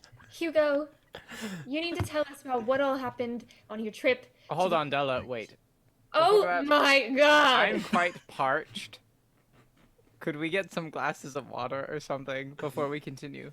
I Yes. agree. The- Henrick. Where'd you get that? I don't have a know. well. I haven't had anything Oh. to drink all day. My God. Be careful, there's You've a just- priest outside. You've just had beverages with you. You didn't think to offer. No, Hugo. I was a bit concerned Hugo. with the fact that my wife is in a sanatorium. Hugo, Hey, And Hugo. there's a priest that wants to I'm- exercise my Hugo. make child. Teat get me some Hugo. water or something. That's little. Hugo. Teat has gone home for the day. Hugo. It is like Gosh, 9 thank o'clock. Good riddance, Hugo. honestly. I'd rather not have a Please, glass of just water tell me than about see this his ugly Village. face. I'm going to lose my mind. What is I'm Della, so what is your question? thirsty. What? Hendrick, shut Hugo. up. Hugo, Henrick. you need to tell us what happened in this village. In what village? The In Collie Collie village. Village. The only Collie village of any Lasonia. relevance around I here. have been in Kali village multiple times. Yes. In- Did you ever make any sort of agreement? Did you ever talk to anybody and make any kind of deal? Of course, I talk to people. It's Of a course you village. talked to people. I'm saying, did you make any agreements or deals or things like that? Not that I know of. God! Well, then, what was the wet nurse talking about? What? She said you made a deal. I have no idea what I All right, know would be Hugo- talking about. Hugo, you brought me here for a very specific reason, and that is to Yes. deal with any of the supernatural causes that may have been the cause of Supernatural? this. I heard that you were part of like an investigative society. Right, of supernatural things. Supernatural to be fair, things. this is and a I never would've natural called you. occurrence. It's a natural, but it's just supernatural. To Then the you common did eye. not read what I do very well. But to be fair, I didn't really read you in the paper either. I just saw your name and thought it was cool, so we're kind of on I the heard same that boat. I heard that you rescued a bunch of people from From a supernatural cause. It was a started on- revenant and set fire to the whole place. We have the friend now. Hugo. Whoa! I didn't know that. Yes, this is news to me as well. Yes, you two weren't there. Della, you're kind of a weirdo. I am. Where's the child, by the way? Oh my god, Hugo. He's sleeping in the nursery Hugo, where please. a child would Hugo. be at 9 o'clock at night.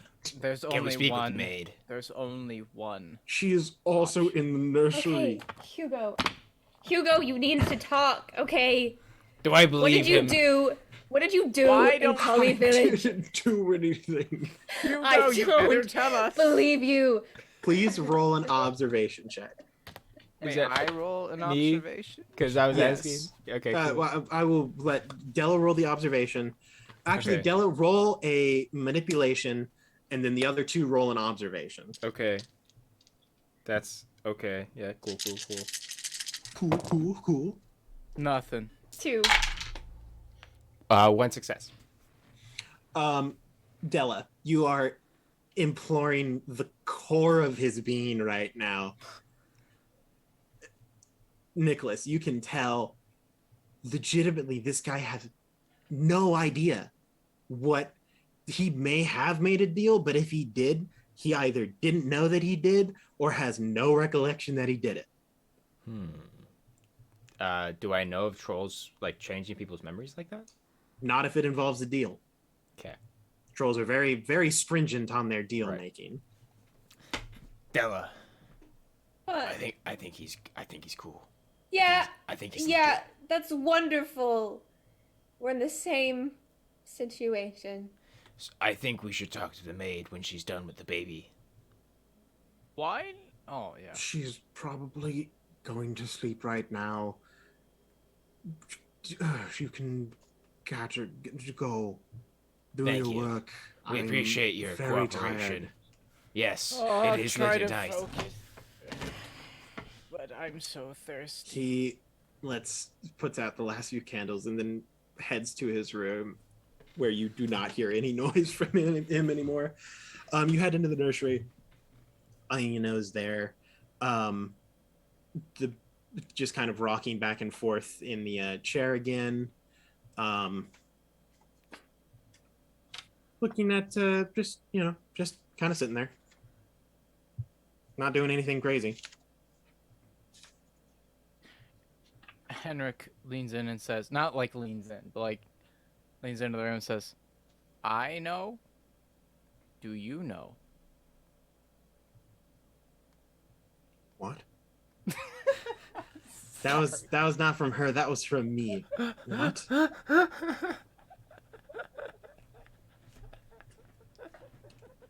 Do I know what? Lydia, You know Lydia, I'm sorry. what kind of child I'm losing that my is? mind. I don't want to play with Grant ever again. I don't. See, me, I'm at least being really dumb and ridiculous because that's my character is kind of dumb and ridiculous. But Grant's just an idiot. but Grant's just being himself. My tummy hurts. Oh my goodness. How can I help you?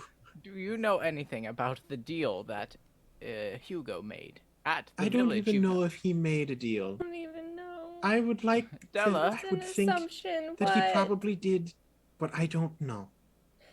What? Oh. Henrik, what do you want from me? I just thought you said she made a deal.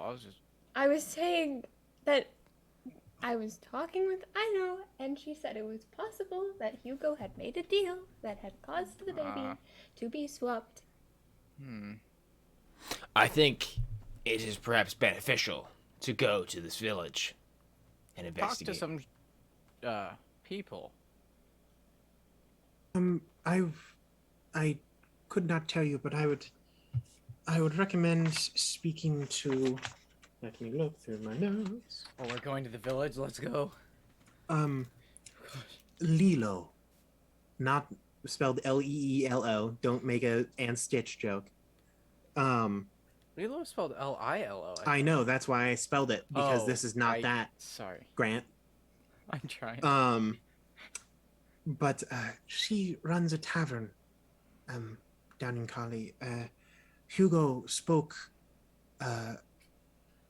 She was one of the few. They are not terribly talkative to. Well, most of them are, but she was the one who advised him to get into perhaps learning some music to get the people to like him more. She seemed kind. She might be able to give you some more information. Interesting. Shall we wait till morning? Yes, Well, in the of course, morning we should go. We are not too rude. Even the Count is not too pent up to allow you to stay, especially when you have already offered you a room.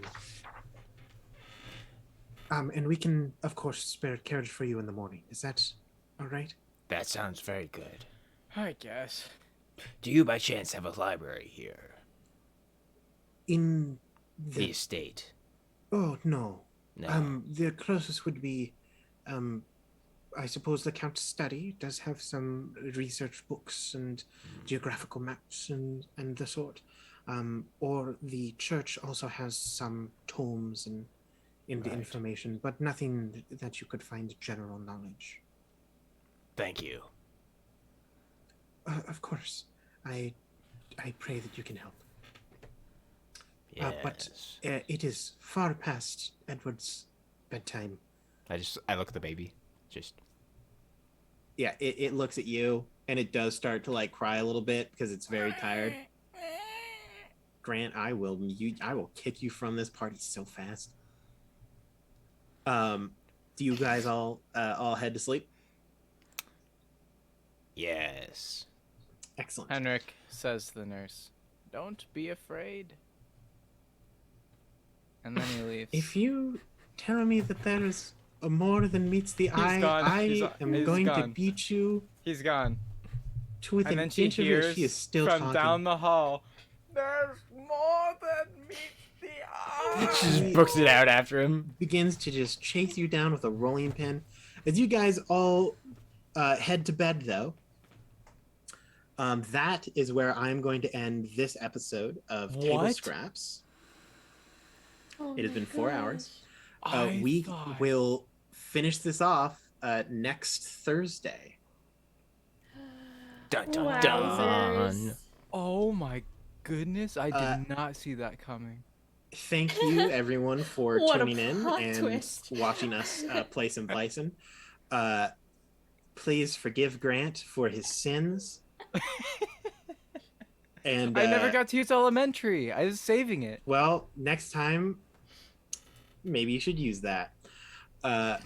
But we will be playing Vaesen again next Thursday. We will finish off this story. Keep an eye out for Between the Rows in October, which will be using this format. And theoretically, everyone will know how to play it and DM it better. I'm looking at you, Grant. Hey. Hey, you're new. But once again, thank you for stopping by. Good luck and Godspeed. Have a good night, everybody. We'll see you next time. It. I did. More than meets the eye.